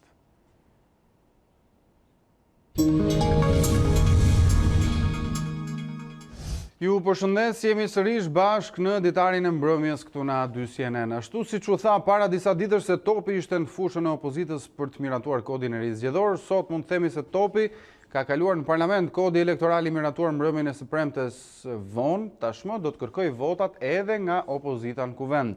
Teksa ata i kërkojnë një tryezë zotit Ruçi, shifra tregojnë se shumica e votave të tyre ka qenë pro shumicës. Nuk votojmë asilloj pazari të dosjes I-84 të Petrit Vasilit dhe të militantëve tjerë. Kërkojmë listat e hapura, administratë zgjedhore jo politike, ndryshe nuk votojmë të 39 deputetët as një shtesë tjetër. Argumentat dhe kushtet me cilat u paraqitën në rezidencën amerikane tre kryetarit e grupeve parlamentare të opozitës ja paraqitën dhe kryetarit të kuvendit. Nëpërmjet një shkrese zyrtare drejtuar Gramoz Ruçit, Mysly Murrizi, Edmond Stojku dhe Nimet Musaj kërkojnë takim urgjent brenda 48 orësh me mazhorancën për të negociuar për kodin. Prania e Edi Ramës, thuhet në shkresë, do të jepte seriozitetin e dur tryezës. Ne nuk duam as t'ju kërcënojmë me bojkot dhe as t'ju imponojmë një pazar të ri pas pazarit të vjetër, por ne nuk do ta gëlltisim çorbën e prishur të ashtu quajturit këshill politik. Prandaj ju sugjerojmë të mos e nënvlerësoni këtë kërkesë dhe të na mundsoni tryezën e dialogut brenda institucionit të parlamentit brenda 48 orësh. Por pavarësisht rezultatit të kësaj tryeze, në 3 muajt e fundit, që përkoi dhe me periudhën e pandemisë, mazhoranca tregoi se ishte totalisht e blinduar në ligjet dhe aktet normative që kaloi. Sipas një studimi të Institutit të Studimeve Politike, vetëm 5 deri në 8% opozitarëve të rinj i kanë bërë oponencë me votë nismave ligjore të PS-s. Pjesa tjetër vullnetarisht ka votuar pro saj, pavarësisht se bëi fjalë për nisma që shpesh kanë hasur në kontestime të forta publike. Majoranca ka arritur të ketë në mbështetje të saj nga 80 deri në 94% të votave të gjithë parlamentit. Në total ajo ka ruajtur mesatarisht 88% të votave të kuvendit, pra 38% më shumë se sa i duhen për miratimin e ligjeve, 50% plus 1 dhe 28% të 140 deputetëve më shumë se sa numri votave që i duhen për të miratuar ligje organike me shumicë të cilësuar. Gjatë periudhës së pandemisë, mazhoranca kishte 20 deri në 33% më shumë vota pro, por krahas të bindurve, ISP vëren se dhe brenda opozitës ka opozitë, që voton kundër vullnetit të qeverisë, por këta deputet përbëjnë vetëm 5 deri në 8% të saj. Vënia në lëvizje e Partisë Demokratike direkt pas marrëveshjes për zgjedhoren, për kryetarin e Këshillit Kombëtar të Partisë Demokratike Bujar Nishani është angazhim për zgjedhjet e përgjithshme të pranverës që sipas tij janë në prag. Nishani thot se PD nuk është tërhequr nga ideja për qeveri tranzitore.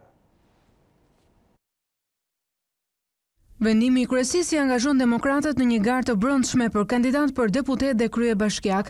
Në një intervistë për A2, kreu i Këshillit Kombëtar Demokrat Bujar Nishani nuk flet për vendoret, pasi procesi i vjetshëm është ende në gjykatën kushtetuese, ndërsa zgjedhjet parlamentare të pranverës që vjen i konsideron në prag.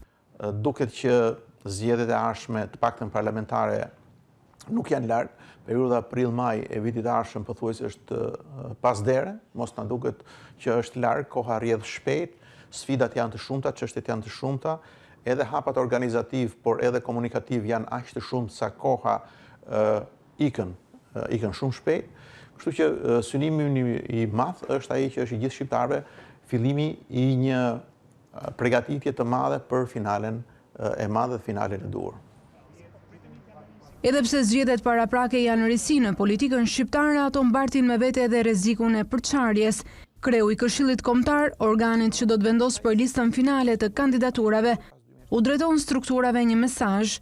Në këtë proces është në dorën dhe në përgjegjësinë e strukturave që të reflektojnë jo vetëm qëndrimin e tyre politik, pra të strukturës, të seksionit, të grup seksionit, të degës apo e më radhë, por të mbarë shoqërisë që kërkon sot ndryshimin. Dhe ky ndryshim duhet vi përmes cilësisë, duhet vi përmes seriozitetit, duhet vi përmes dinjitetit, duhet vi përmes përgjegjshmërisë. Por a mund të shërbejë ky moment për të rikthyer në Partinë Demokratike zërat kritik ndaj leadershipit? Gjithëpërfshirja dhe jo përjashtimi, hapja dhe jo kufizimi, zemërngjërsia dhe mirëkuptimi dhe jo hatërmbetjet apo distancimet janë sot të nevojshme. Unë jam absolutisht në favor të përfshirjes, të angazhimit, fundit të një bloku të madh opozitar dhe të një fronti të madh. Angazhimi i PD për zgjedhjet erdhi pas dakordësisë së 5 qershorit për reformën zgjedhore. Nishani tha se PD nuk është tërhequr nga ideja e qeverisë tranzitore, edhe pse hodhi firmën në një marrëveshje elektorale që nuk e përfshinte këtë kërkesë. Partia Demokratike nuk është tërhequr nga kërkesa e saj për të pasur një qeveri tranzitore përpara zgjedhjeve. Por kjo kërkohet të vendoset si një procedurë dhe një kulturë elektorale në Shqipëri. Në intervistën për A2, Nishani tha se nuk beson se qeveria do të heqë dorë nga tentativa për manipulim të zgjedhjeve, pavarësisht marrëveshjes, ndërsa gjykon se në Shqipëri ka ardhur koha edhe për një reformë kushtetuese. Në një kohë kur demokratët nisën të ecin në 2 plane për përzgjedhjen e kandidatëve për zgjedhjet parlamentare ashtu dhe ato vendore, socialistët kujdesen që të bëjnë të qartë se nuk do të ketë garë të parakohshme elektorale për bashkitë. Sa i përket zgjedhjeve të përgjithshme, Balla sugjeroi 9 maj ditën e Europës. Marrëveshja politike e firmosur ishte për të rregulluar kuadrin ligjor të zgjedhjeve, jo për t'i përshpejtuar ato. Mbi këtë argument, mazhoranca i shet të tepërta shpresat e selis blu për zgjedhje të parakohshme lokale. Zoti Basha nuk di se si të mbaj Xhelal Mziun me gajret, i thon nga zona e Xhelalit, dhe synon që t'i gënjej përsëri zgjedhjet për organet e pushtetit vendor. duhet të jenë me ndryshimet e reja në kod në 15 prill, 15 maj të vitit 2023. Numri 2 i socialistëve i ka sugjeruar presidentit Meta 9 majin si datë të mundshme për zgjedhjet e përgjithshme. Ne socialistët jemi shumë dakord që data fitores mbi fashizmin apo dita e Europës të jetë një ditë që shqiptarët të shprehin vullnetin e tyre të lirë. Lidhur me kandidaturën e fundit për kreun e KLSH që presidenti ka dërguar në kuvend, Balla premtoi se do merret seriozisht në konsiderat, por konfirmoi planet për krijimin e një mekanizmi zhbllokues. Sa e rëndësishme është gjetja e një zgjedhje përfundimtare që t'i japi fund kaosit në cilën është zhytur institucioni i kontrollit lartë shtetit, i cili është periodikisht në vakancë të drejtimit për shkak të marrimit mandatit. Unë mendoj që mekanizmat zhbllokues nuk janë kur uzurpues. Balla nuk pranoi të tregonte nëse mazhoranca do të vijojë me hetimin parlamentar për shkarkimin e presidentit, tashmë që 2 raporte të Venecias këshillojnë për të kundërtën. Kthimi i marrëveshjes politike për reformën zgjedhore në amendamente ligjore nisi të shtunën dhe tashmë është përfunduar nga ekspertët. A2 disponon draftin që pritet i kalojë brenda kësaj jave Komisionit të Posaçëm Parlamentar, ku dallon funksionimi i KQZ-s së re, kompetencat dhe mënyra si do zgjidhet. Ekspertët ligjor të Këshillit Politik kanë përkthyer tashmë në amendamente marrëveshjen e firmosur në anglisht të premten e kaluar. Detajimi hedh më shumë dritë mbi KQZ-n e re që do të përbëhet nga 3 organe drejtuese: Komisioneri Shtetëror i Zgjedhjeve me mandat 7 vjeçar të përtëritshëm, Komisioni Rregullator me 5 anëtar dhe mandat 5 vjeçar, si dhe Komisioni i Ankimimeve dhe Sanksioneve, gjithashtu me 5 anëtar por me mandat 9 vjeçar. Edhe nën komisioneri që do të ndjekë çështjen e identifikimit elektronik do të gëzojë një mandat 7 vjeçar. Komisioneri Shtetëror i Zgjedhjeve është një organ monokratik dhe ka mes të tjerash këto kompetenca. Drejton dhe mbikëqyr veprimtarinë administratës zgjedhore përgjatë zgjedhjeve dhe referendumeve, vë në lëvizje rregullatorin dhe kasin sa herë që paraqiten çështje të kompetencës së tyre. Emëron dhe shkarkon antar të KZAZ-ve, miraton shpërndarjen e mandateve në zgjedhjet për kuvendin dhe për këshillat vendor, si dhe jep mandatet për çdo deputet. Në katin e dytë atë të Komisionit Rregullator gjenden të tjera kompetenca të rëndësishme. Rregullatori shqyrton dhe miraton projekt aktet e përgatitura nga administrata e KQZ-s për kufit e zonave të administrimit zgjedhor, numrit të mandateve për çdo zonë zgjedhore për zgjedhjet në kuvend, përdorimin e sistemeve apo pajisjeve të teknologjisë së informacionit për të mbuluar aspekte apo procedura të veçanta të procesit zgjedhor ose heqjen e tyre nga përdorimi, zhvillimin për herë të parë të votimit nga jashtë vendit, rezultatin përfundimtar të zgjedhjeve në shkallë vendi. KAS do të ketë përgjegjësinë e ankimimit dhe sanksioneve me fuqinë për të anuluar pjesërisht apo plotësisht zgjedhjet. Vendos për shpalljen e pavlefshme të zgjedhjeve në një ose më shumë qendër votimi, në një ose më shumë zona zgjedhore apo në të gjithë vendin, si dhe përsëritjen e pjesshme ose të plotë të zgjedhjeve. Shqyrton dhe zgjidh në rrugë administrative ankesat e subjekteve zgjedhore ndaj vendimeve të KZAZ-ve. Vlerëson performancën e zyrtarëve zgjedhor për çështjet që shqyrton. Vendos masa disiplinore ndaj zyrtarëve zgjedhor, sanksione administrative kundër subjekteve apo kandidatëve. Antarët e të 3 organeve duhet votojnë në kuvend me shumicë të cilësuar prej 3/5 dhe nëse kjo nuk arrihet, atëherë hidhen në short mes listës së kandidatëve që një komision i posaçëm i ka dërguar seancës. Paraqitja e kandidaturave bëhet nëpërmjet vetofrimit ose propozimit nga grupet parlamentare ose deputetët e veçantë. Komisioni i posaçëm parlamentar vlerëson me pikë kandidatët që plotësojnë kushtet dhe kriteret e përcaktuara. Komisioni paraqet kuvendit për votim listën e kandidatëve, e cila përmban deri në 20 emra kandidatësh kalues me vlerësimin më të lartë. Drafti që pritet kalojë në kuvend kujdeset dhe për fatin e antarëve aktual të KQZ-s, duke u lejuar të gëzojnë pagat deri në përfundim të mandatit.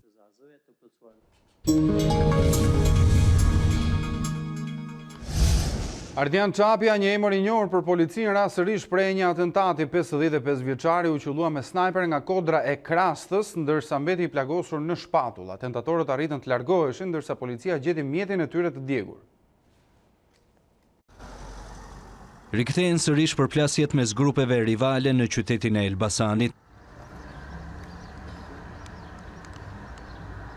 Kësaj here shënjestër e snajperit ishte Ardian Çapja. 55 vjeçari u qellua nga mali i Krastës nga një largësi e konsiderueshme. Ai sapo kishte dalë nga banesa në afërsi të hotelit në pronësi të tij, ndërsa plumbi e kapi në shpatull. Nga goditja çapja u rrëzua dhe pësoi dëmtime të tjera në kokë. Atentati i ndodhur në orën 9 të mëngjesit të së hënës alarmoi të gjithë zonën, e cila kontrollohet nga afisi çapja. Një pjesë e tyre bllokuan rrugën kryesore në dalje të Krastës, ndërsa aty mësohet se me shpejtësi kaloi dhe mjeti i atentatorëve. Ndonsa ata ju vunë pas, atentatorët mundën të largoheshin dhe mendimin e personave të tjerë, të cilët dyshohet se qëlluan në afërsi të lagjes së re. Ardian Çapja u dërgua fillimisht në spitalin e Elbasanit, por më pas u transportua në Tiranë te trauma. Gjendja e tij sipas mjekëve vijon të jetë e rënduar. Pak kohë më parë, Ardian Çapjas operacioni Forca e Ligjit i dërgoi formularin e vetdeklarimit. Sipas policisë, ai është i dyshuar për një sër vrasjesh me pagesë, por dhe i ka shpëtuar disa atentateve në qytetin e Elbasanit, i fundit me tritol poshtë automjetit të tij. Makina e atentatorëve u gjet në zonën e Fushmbretit duke u djegur, ndërsa gjatë shuarjes së flakëve një zjarfikës mbeti i plagosur, pasi shpërthyen plumbat të cilat ndodheshin në makinë.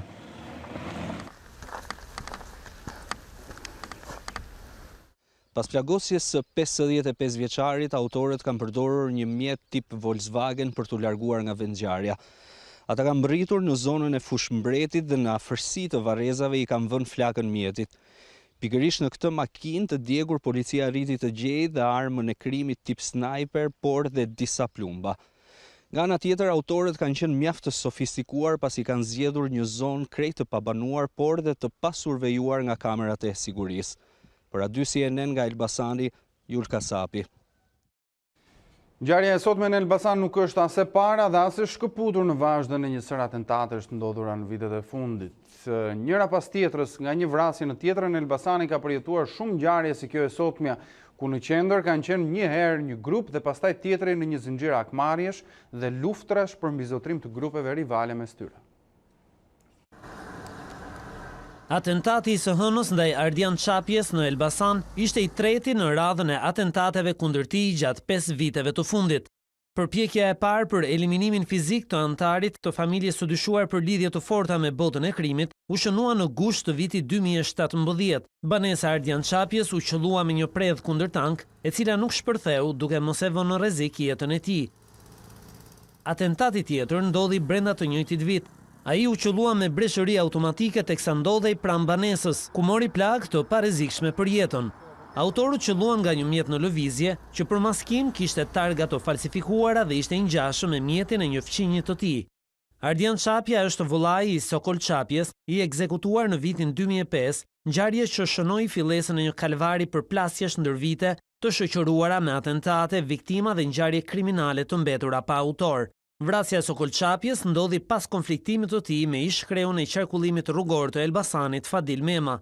Ngjarjet kriminale të shënuara në vijim morën jetë nga të dy fiset, ndër të tjera të veti ish policit Mema në Itali në mars 2015 dhe Agron Çapjes e dy të tjerëve në shkurt 2016 në Elbasan.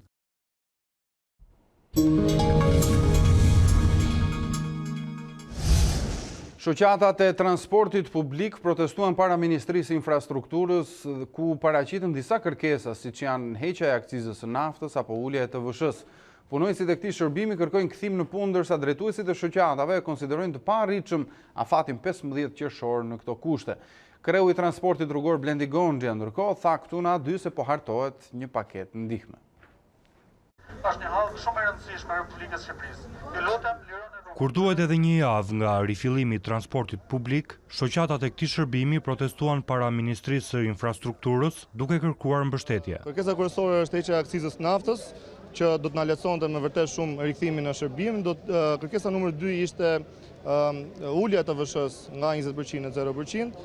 Gjithashtu një kërkesë tjetër numër 3 është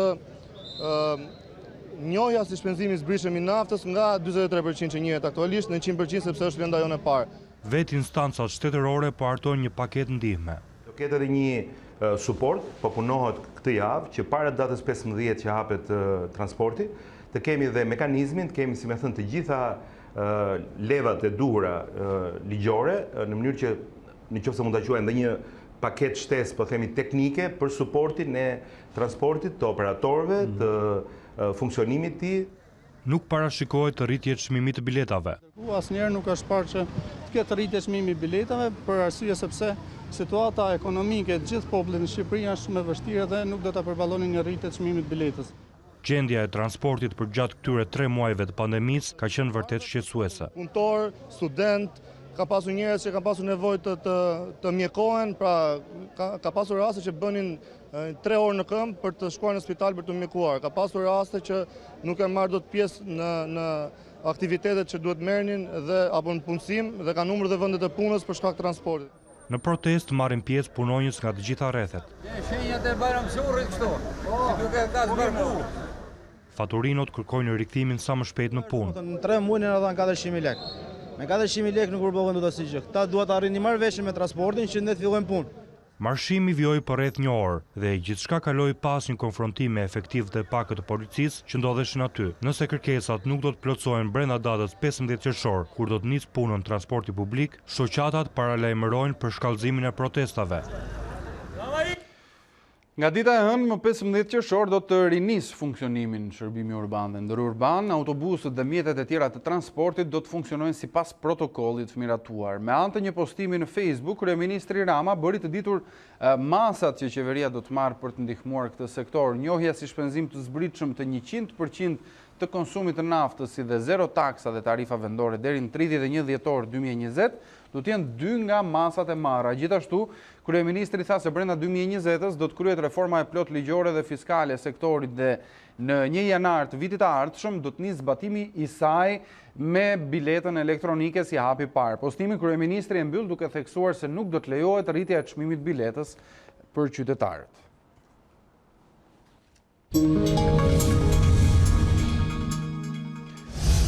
Bizneset në teren po përballen me rënje të fortë të xhiros, thuaj se të gjitha aktivitetet ekonomike kanë më pak klient dhe qarkullojnë më pak para. Një sinjal as pak i mirë për ekonominë shqiptare, rritja e së cilës bazohet në masën 60% të konsumi i brendshëm.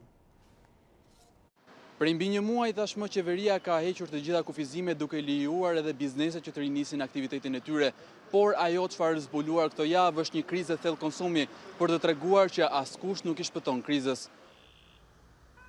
Muaj të tërë në izolim dhe mungesat e ardhurave për 10 mijëra familje kanë dhënë një ndikim të fortë negativ në ekonomi. Situata në terren flet qartë për një krizë të thellë që pohohet nga të gjitha bizneset. Javët e para të rifillimit të aktivitetit kanë qenë më të vështirat, madje një pjesë e sipërmarrjeve u shtyn drejt falimentit. Pjesa tjetër deklaron sot se xhiroja është ende shumë larg normalitetit. Me javët më përpara është më mirë xhiroja, e krahasuar nuk është kështu. Siç ka qenë ditët e para, se njerëzit kanë filluar punën, normalitetin të rikthehen, por ka prap nevojë. Një punonjës nuk e kemi, kështu që. Me ditë, nuk e se ka pasur një kështu, me një xhiro, pa parë si ka qenë para karantinës, ka gati të 40%. Puna ka ardhur gjithmonë në ulje, por na majnë çika dhe klientët e çik kështu, si punë në zbritje. Njerëzit tash nuk para kanë lek, vendet e punës janë shkurtuar. Secili shef atë interesin e vetë familjen e ngushtë me 5 lekë dhe i harxhon aty. S'ka nevojë më thotë të bëjnë kombo ose me biçikletë. Përballë pasigurive të situatës dhe rënies së të ardhurave që ata marrin, konsumatorët deklarojnë se janë të stepur për të kryer çdo shpenzim që nuk hyn në listën e shportës bazë. E keni ndier krizën në xhepin tuaj? Patjetër si të gjithë miljetit vëlla. Tani po shpenzoni si të gjithë njerëzit e tjerë, për nevojat personale e etike. Besoj gjithë kanë ndier nga pak se... Për çfarë po shpenzoni këtë kohë? Po shpenzoni më pak për ushqim? Shumë më pak. Edhe njerëzit janë të tërhequr nga ana e shpenzimeve nga ana këtyre. Sepse kjo pandemia na mësoi shumë gjëra. Për çfarë po shpenzoni këtë kohë? Normale familjaret, shëndetësoret, argjimit e shkollave. Keni bërë shpenzime ndoshta luksin, ndoshta pa? Ja, harroja, s'ka fare. Edhe me pas nuk japim. Për të nxitur sa më shumë blerjet, bizneset jo vetëm që nuk kanë rritur çmimet, por kush mundet po aplikon zbritje dhe oferta. Megjithatë, kjo është e pamjaftueshme për të thyer rrethin vicioz të krizës së konsumit, që pa një ndërhyrje emergjente rrezikon të tezgjatet dhe të lërë pas mijëra të papunë. Shqiptarët ndërkohë po shpenzojnë vetëm për të ushqyer. Kriza ekonomike që po shoqëron pandemin globale të koronavirusit ka ndryshuar edhe sjelljen e konsumatorit. Të dhënat e fundit të Institutit të Statistikave tregojnë se në maj inflacioni në vend arriti në 2.1%, shkaktar thuajse tërësisht nga rritja e çmimeve të artikujve ushqimor. Kriza e koronavirusit ka detyruar qytetarët që të shpenzojnë vetëm për ushqime. Këto e tregojnë edhe të dhënat e fundit të Institutit të Statistikave për inflacionin, i cili muajin e kaluar arriti në 2.1%, duke u rritur me 0.6% kundrejt të njëjtës periudhë të një viti më parë. Rritjen më të madhe të çmimeve ka shënuar grupi ushqime dhe pije jo alkolike me 4.9%, kryesisht për kategoritë e fruta perimeve, ndjekur nga ai argëtim dhe kulturë me 2.7%. Konsumatorët kanë paguar më shtrenjtë edhe për kafenet dhe restorantet, çmimet e të cilëve u rritën ndjeshëm gjatë majit, kohë kur i nisën aktivitetin pas më shumë se 2 muaj pezullim. Një shtrenjtim jo të vogël muajin e kaluar ka parë edhe grupi i qira, ujë, lëndë, djegëse dhe energji me 1.4%, ndërkaq çmimet e transportit nga ana tjetër, një nga sektorët më të goditur për shkak të pandemisë ulën me 3.7%, pasuar nga grupi i veshje dhe këpucë me 0.7% kundrejt të njëjtës periudhë të një viti më parë. Rinis regjistrimi pronave në Bregdetin e Jugut. Kreu i Agjencisë së Kadastrës Artan Lame tha se ky proces do të trajtojë mbi 16.000 pasuri private dhe mbi 5.000 pasuri shtetërore, ndërkohë që pritet të jap fund konfliktit me pronat në këtë zonë. Legalizimi i tyre sipas Lames do të krijojë mundësi të mëdha për investime të ligjshme në Bregdet. Fillon procesi i regjistrimit fillestar të pronave në Bregdetin e Jugut. Regjistrimi i pronës në Jug është operacioni më i madh kadastral i ndërmarrë ndonjëherë nga shteti shqiptar në këtë zonë. Ky proces do trajtojë rreth 16.500 pasuri private, kryesisht toka të përfituara me AMTP, përmes ligjit 7501 të 91-shit, shtëpitë e vjetra tradicionale, objekte në proces legalizimi, pronat vjetra, objektet privatizuara e kështu me radhë.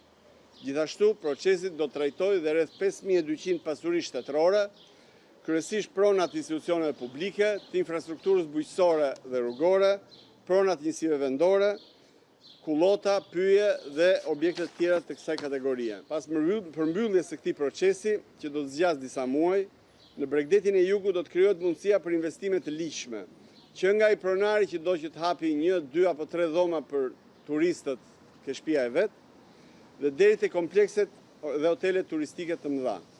Gjithashtu, siguria juridike që do të krijojë ky proces do të çojë në uljen drastike të konflikteve të pronës për gjatë gjithë kësaj zone. Shteti shqiptar do ta çojë deri në fund këtë proces.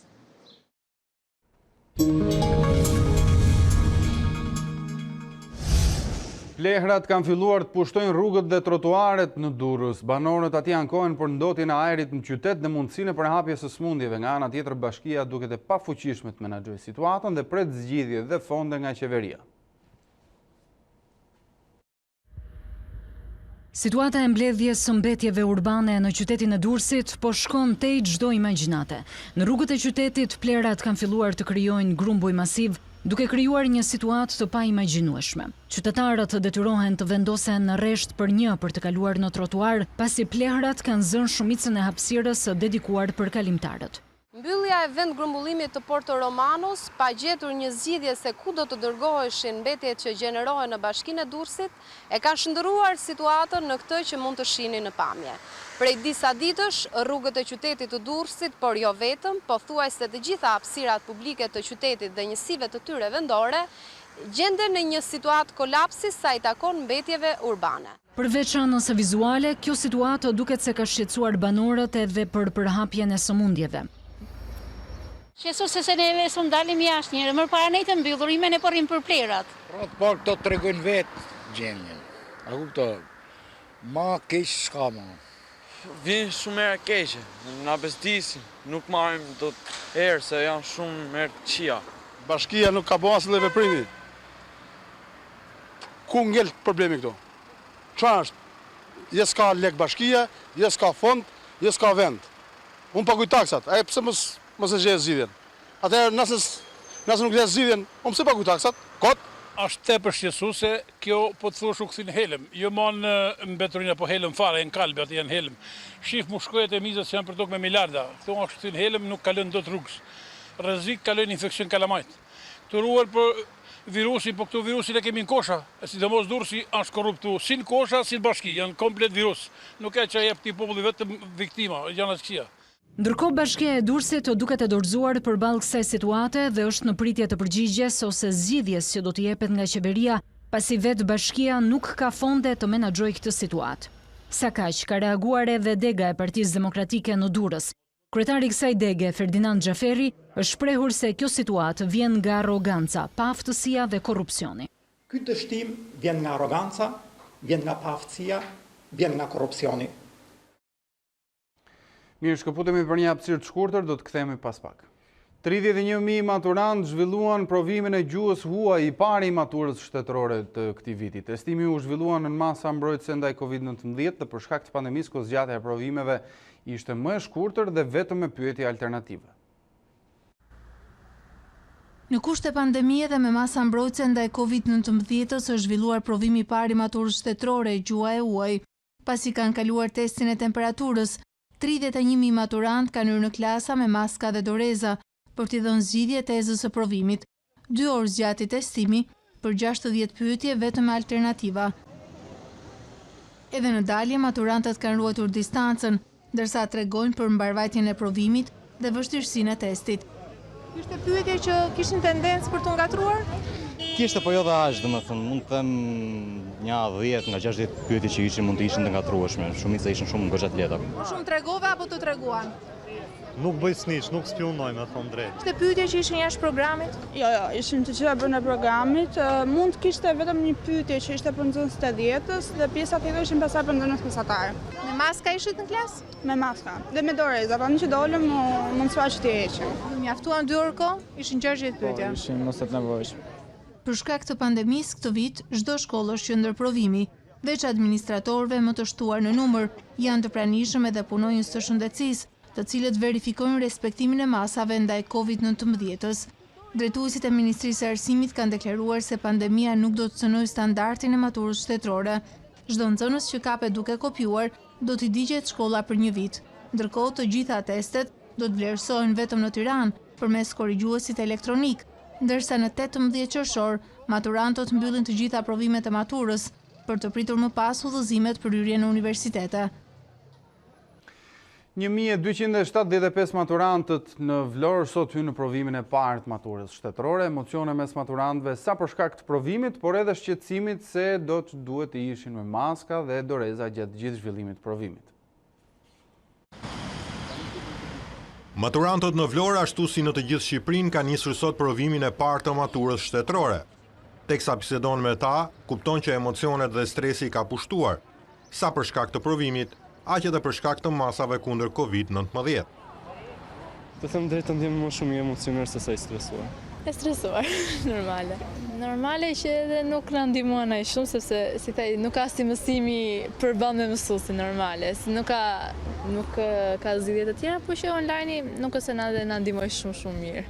Si thaj përveç stresit që kishim, që jemi për provime, është edhe stresi që jemi në klasë, stresi jo me dorashka, jo me maska, të gjitha, çdo gjë. Emocione shumë. Pak të emocionuar, po gati për provim. Është pak e çuditshme. Gjithsesi kjo është herë e parë dhe për ne. Shpresoj që të dalë mirë. Në Vlorë janë 1275 maturantë që pas një procesi të vështirë mësimor online dhe me masa distancimi, do të futen tashmë në provimet e maturës shtetërore.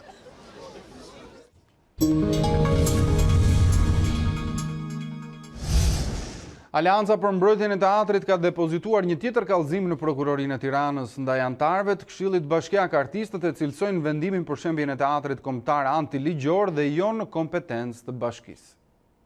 Ne kemi shumë të qartë që këtu ka pas shkelje, kemi shumë qartë që IMT-ja ka bërë shkelje, kemi shumë qartë që Këshilli Bashkiak ka bërë shkelje, Këshilli Teknik i cili ka dhënë firmat, që të ato drejtorët aty ka bërë shkelje, sepse ka kërkuar, ka dhënë leje ndërtimi kur nuk i takon sepse institucioni i tatet kombëtar, institucion kombëtar i takon KKT-s dhe s'ka lidhje fare bashkia. Penale të cilat janë referuar sot janë shpërblim detyre, shkatrim prone, shkatrimi veprave të artit, parashkruar në 150, 160 dhe 284 kodit penal, po qartësisht rezulton që teatri kombëtar, pra ajo pronë aty, ka qenë në bazë të VKM-s 408, ka qenë detyre KKT-s për të shprehur për miratimin e lejes së prishjes dhe lejes së ndërtimit, se bëhen në një në këtë rast. Nuk është proceduar sipas kuadrit ligjor në gjykimin ton, por kjo ngelet për të vlerësuar nga këto organe ku ne paraqitëm kallëzimin. Mënyra se si demokracia në Shqipëri është marrë peng, ka bashkëpunimin edhe të këtyre niveleve të dyta, të cilët në justifikimin e bukës gojës bëjmë veprime të tilla që rrezikojnë jetët tona. Kështu që thirrja ime është për ndërgjegjen e gjithë shoqërisë që duhet reaguar, sepse vetëm ne, aktivistët për mbrojtjen e teatrit, sigurisht që nuk mund ta zgjidhim problemin në Shqipëri, por shembulli jon sigurisht që mund ta zgjidhi. Nuk mund të bëhen shkelje flagrante kur jetët tona u rrezikuan në mes të ditës në sytë të gjitha kamerave si rezultat i këtyre firmave, të këtyre njerëzve, dhe njerëzit dhe shoqëria mos reagojë.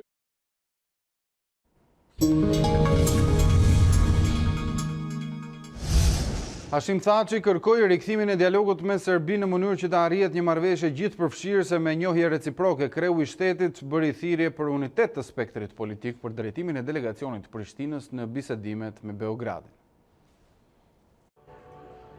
Kosova është e gatshme të rikthehet në tryezën e negociatave me Serbinë, pohimi erdhi nga presidenti Hashim Thaçi, disa ditë pas largimit të masave të reciprocitetit. Kreu i shtetit mbështeti vazhdimin e dialogut me synimin për të arritur njohjen reciproke dhe për shpejtimin e antarësimit të Kosovës në Organizatën e Kombeve të Bashkuara. Për të arritur këtë, Thaçi kërkoi unitet nga spektri politik. Ne përballë Serbisë gjithmonë kemi qenë të bashkuar, çdo që kemi qenë të unifikuar dhe të bashkëkoordinuar si institucione, si politik, si lider politik, shoqëri civile, media, kemi dalur mirë.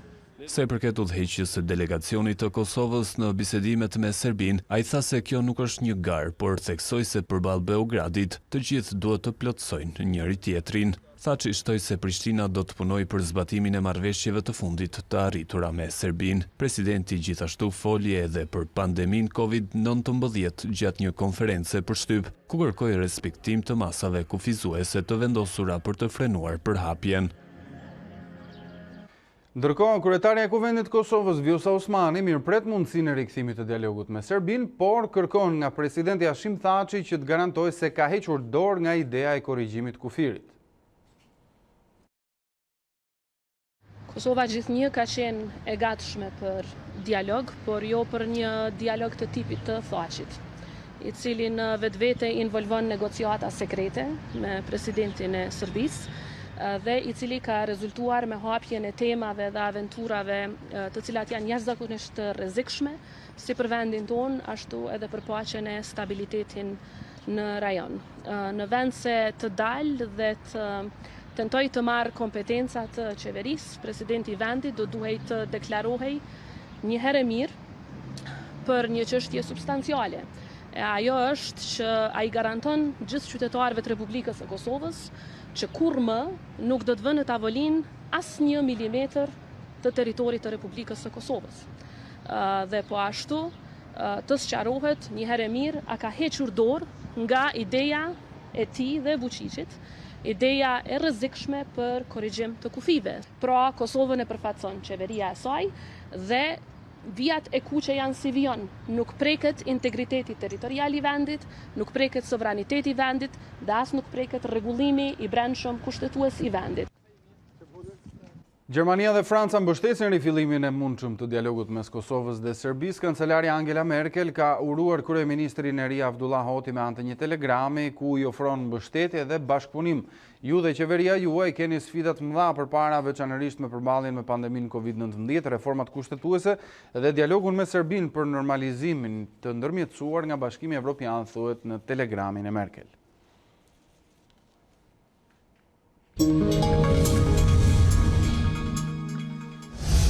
Rritet numri personave të prekur me Covid-19, por edhe i atyre që kërkojnë shërbim spitalor. Në spitalin infektiv aktualisht po trajtohen 34 të infektuar, nga të cilët 6 janë në terapi intensive, 2 prej tyre janë të intubuar. Ndërkohë, gjatë 24 orëve të fundit, rezultuan pozitive 17 raste të reja. Nga rihapja e vendit prej 1 qershorit, numri të infektuarve të rinj me koronavirus vijon të jetë me 2 shifra. Tirana, Shkodra dhe Kruja janë vatrat më të nxehta të Covid-19-s. Edhe 17 raste të reja të konfirmuara orët e fundit janë nga këto qytete, kontakte të prekurve të mëparshëm dhe personel shëndetësor. 8 raste janë në Tiranë, 6 raste në Shkodër dhe 3 raste në Kamës. Rastet e konfirmuara janë kontakte të rasteve të mëparshme pozitive, por dhe raste të reja, përkatësisht në proces hetimi në Tiranë dhe në Shkodër. Janë testuar në 24 orët e fundit dhe 19 personel shëndetësor, prej cilëve 3 kanë rezultuar pozitiv, si kontakte të mëparshme, dhe 1 personel është shëruar në 24 orët e fundit. Epidemiologët thonë se pavarësisht shërimeve ditore, janë rritur shtrimet në spital. 34 raste të prekur janë të hospitalizuar, prej cilëve 6 janë në terapi intensive, 2 janë të intubuar. Gjatë 24 orëve të fundit janë shëruar 7 qytetarë dhe numri totalit shëruarve është 945. Që nga fillimi i epidemisë janë prekur nga koronavirusi 1263 persona, nga të cilët 284 janë të sëmur aktiv. 127 raste të reja dhe 3 vdekje nga Covid-19 në Maqedoninë e Veriut. Autoritetet shëndetësore atje propozojnë zgjatje të kufizimeve të lëvizjes. Rritja e infektimeve është shënuar edhe në Kosovë, ku nuk përjashtohet mundësia e një mbylljeje tjetër. Maqedonia e Veriut vazhdon të raportojë numër të lartë të rasteve me Covid-19. 127 persona të tjerë kanë rezultuar pozitiv me koronavirus, pas 702 testimeve të kryera në 24 orët e fundit. Viktimat janë 3, të moshës 62, 78 dhe 82 vjeçare. Në total mbi 3100 vet janë infektuar me virusin e ri në Maqedoninë e Veriut, ndërsa humbjet e jetëve janë 156. Komisioni për sëmundjet infektive propozon zgjatjen e masës për kufizimin e lëvizjeve nga ora 22 deri në 5 të mëngjesit. Maqedonia riktheu masën e ndalim qarkullimit mes rritjes shqetësuese të infektimeve. Lëvizja u kufizua nga mbrëmja e së njëjtës deri në orën 6 të së hënës, veçanërisht në komunat më të prekura, përfshirë ato të Shkupit, por sipas ministrit të Brendshëm, shumë qytetarë nuk i kanë zbatuar masat dhe gjatë këtyre ditëve janë evidentuar mbi 600 shkelje, kryesisht në kryeqytet. Qeveria slovene njoftoi se do të aplikojë masën e karantinimit të detyrueshëm 14 ditor për të gjithë ata që vinë nga Maqedonia e Veriut. Edhe Kosova ka shënuar rritje të rasteve me Covid-19, me 40 të tilla të shënuara gjatë 24 orëve të fundit. Mikrobiologu Lul Raka nga Instituti Kombëtar i Shëndetësisë Publike të Kosovës tha se nëse rritja e infektimeve shkon paralelisht me rritjen e numrit të pacientëve të shtruar në spital dhe terapi intensive, atëherë rimbyllja e vendit është mundësi reale. Pas një jave me masa shtrënguese për shkak të pandemisë Covid-19, Kosova ka lehtësuar procedurat në kufi. Lehtësimi i masave ka bërë që fluksi në pikën e kalimit kufitar të Morinës të jetë mjaft i lartë. Kalimi i shtetasve shqiptar drejt Kosovës i është rikthyer normalitetit mëngjesit të kësaj të ëne. Autoritetet e Kosovës kanë hequr masat që mbajtën për një javë, siç ishte certifikata mjekësore që je negativ ndaj Covid-19 ose karantinimi 7 ditor. Në kufi tashmë kontrollohet vetëm temperatura dhe mbahen shënim të dhënat e udhëtarëve dhe vendin ku po shkojnë. Ne ja marrim dhënat personale për emrin, mbiemrin, datëlindjen, prej ku po vjen, ku po shkon, numrin e telefonit dhe adresën e saktë banimit, si dhe ja mosim edhe temperaturën. Ndërkohë fluksi i lartë i qytetarëve të Shqipërisë për të hyrë në Kosovë ka bërë që të krijohen rradhë të gjata në kufi. Një kufi, që nuk duhet kemi kufin e bashkë të hajde. Mirë, jemi në rregull, gjithçka shkon normal. Kemi pak që presim, po janë natyrshme këto pritje. Na pa të marrë në Kosovë, me thënë drejtën. Po shqyqyr si u apo, vlla, ta shohin tash. Të dalë për qef njerë me marrë në gjënë të shofin që. Për të parë nga afër situata në pikën e kalimit kufitar Shqipëri-Kosovë, ishte dhe Ministri i Shëndetësisë i Kosovës Armend Zemaj, i cili ka apeluar për respektim të masave dhe këshillave nga autoritetet shëndetësore.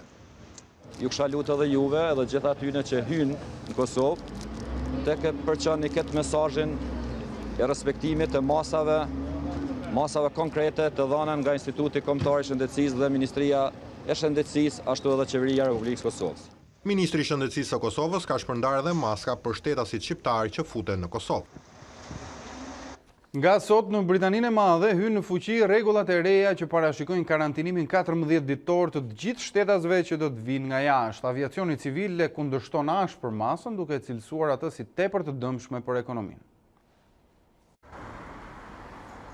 Britania e Madhe hap dyert për shtetasit e huaj, por me kushte. Cili do që do të udhtoj drejt shtetit ishull nga 8 qershori, do duhet të izolohet për 14 ditë. Ata që mbërrin në vend me avion, trena dhe traget, përfshirë shtetas britanik, do duhet të japin adresën ku do të vetë karantinohen, e në rast të shkeljes së rregullave do të gjobiten me 1.000 pound. Industria e aviacionit civil dhe disa deputet konservatore kanë kundërshtuar masën, por sekretarja për punët e brendshme Priti Patel tha se ligji i ri synonte parandalimin e një vale të dytë të koronavirusit. Shkenca ka folur qartë. Nëse kufizojmë rrezikun e importimit të rasteve të reja nga jashtë, mund të ndihmojmë në parandalimin e një vale të dytë shkatruese nga COVID-19.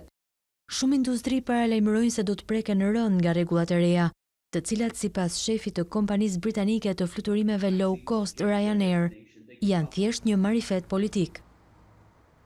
Mund të jesh në Sainsbury, në plazh apo në një kurs golfi ditën kur zyra për punët e brendshme mund të telefonoj dhe gjithçka që ata do të kenë është një numër telefoni.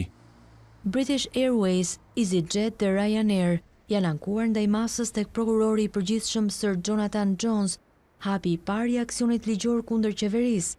Nga rregullat do të përjashtohen shtetasit e Republikës së Irlandës, ishujt në kanalin anglez dhe Isle of Man, shtetasit e të cilëve nuk duhet të plotësojnë ndonjë formular apo të hyrë në karantinë. E njëjta gjë vlen edhe për punojësit e disa industrive që ofrojnë shërbime thelbësore.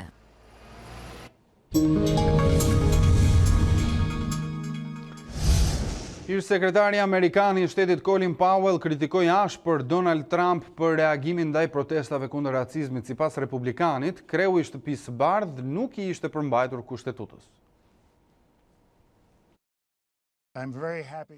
Ish-sekretari amerikan i shtetit Colin Powell i shtohet zërave të fortë kundër reagimit të presidentit Donald Trump ndaj protestave antiracizmit.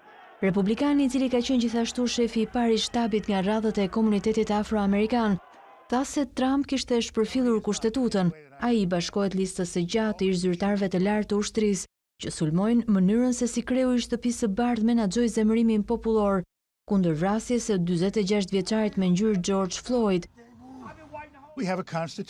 Ne kemi një kushtetutë dhe duhet t'i përmbahemi asaj, por presidenti është larguar shumë prej kushtetutës. Duke folur për gjendjen e kombit në CNN, ish-sekretari amerikan i shtetit tha se retorika e presidentit Trump ishte rrezikshme për demokracinë. Duke u referuar zgjedhjeve të nëntorit, Powell tha se në asnjë mënyrë nuk do të mbështeste Trump. Jam shumë pranë në Joe Biden nga pikpamja sociale dhe ekonomike. Kam punuar me të për 35-40 vite dhe ai është tani kandidati për të cilin do të votoj. Powell, një republikan i moderuar, nuk votoi për Trump as në zgjedhjet e vitit 2016. Në intervistë ai mbështeti gjithashtu zyrtarët dhe ish-zyrtarët e lartë ushtarak që kritikuan Trump gjatë ditëve të fundit, të tillë si shefi i Pentagonit James Mattis apo generali Martin Dempsey. Nuk vonoi replika e numrit 1 të Washingtonit, i cili në një postim në Twitter tha se Powell e kishte çuar Amerikën në luftën katastrofike të lindjes së mesme, siç u shpreh. Këshilli Bashkiak në Minneapolis u shpreh në favor të shpërbërjes së Departamentit të Policisë Lokale në atë që konsiderohet një hap kyç për zbutjen e zemërimit popullor mbi vrasjen e George Floyd. Sipas shumicës së këshilltarëve, një model i ri i sigurisë publike do të krijohej në qytetin ku forcat e rendit po akuzohen për racizëm. Për aktivistët, kjo ndërkohë është një pikë kthese. Protesta me moton jetët e personave me ngjyrë kanë vlerë, ndërkohë po vazhdojnë të mbahen në Europë. Manifestues mbushën rrugët e Brukselit, Kopenhagenit, Londrës, Budapestit, Madridit e Barcelonës për të kundërshtuar diskriminimin racor. Britanikët sfiduan paralajmërimet e autoriteteve për të shmangur grumbullimet masive për shkak të pandemisë, duke dalë për të dytën ditë radhazi në rrugë. Me thirrjet heshtja është dhunë, ngjyra nuk është krim. Protesta pati edhe në Itali me rreth 3.000 njerëz që u mblodhën në Piazza del Popolo në Rom me slogane kundër racizmit. Këtu kemi mbërritur në fund të kësaj hapësire informative. Përpara se të ndahemi, ju kujtoj të klikoni faqen tonë të internetit @bcnn.com. Aty do të gjeni të përditësuara të gjitha zhvillimet kryesore nga vendi, rajoni dhe bota. Unë ju falenderoj për vëmendjen, bashkë me reporter.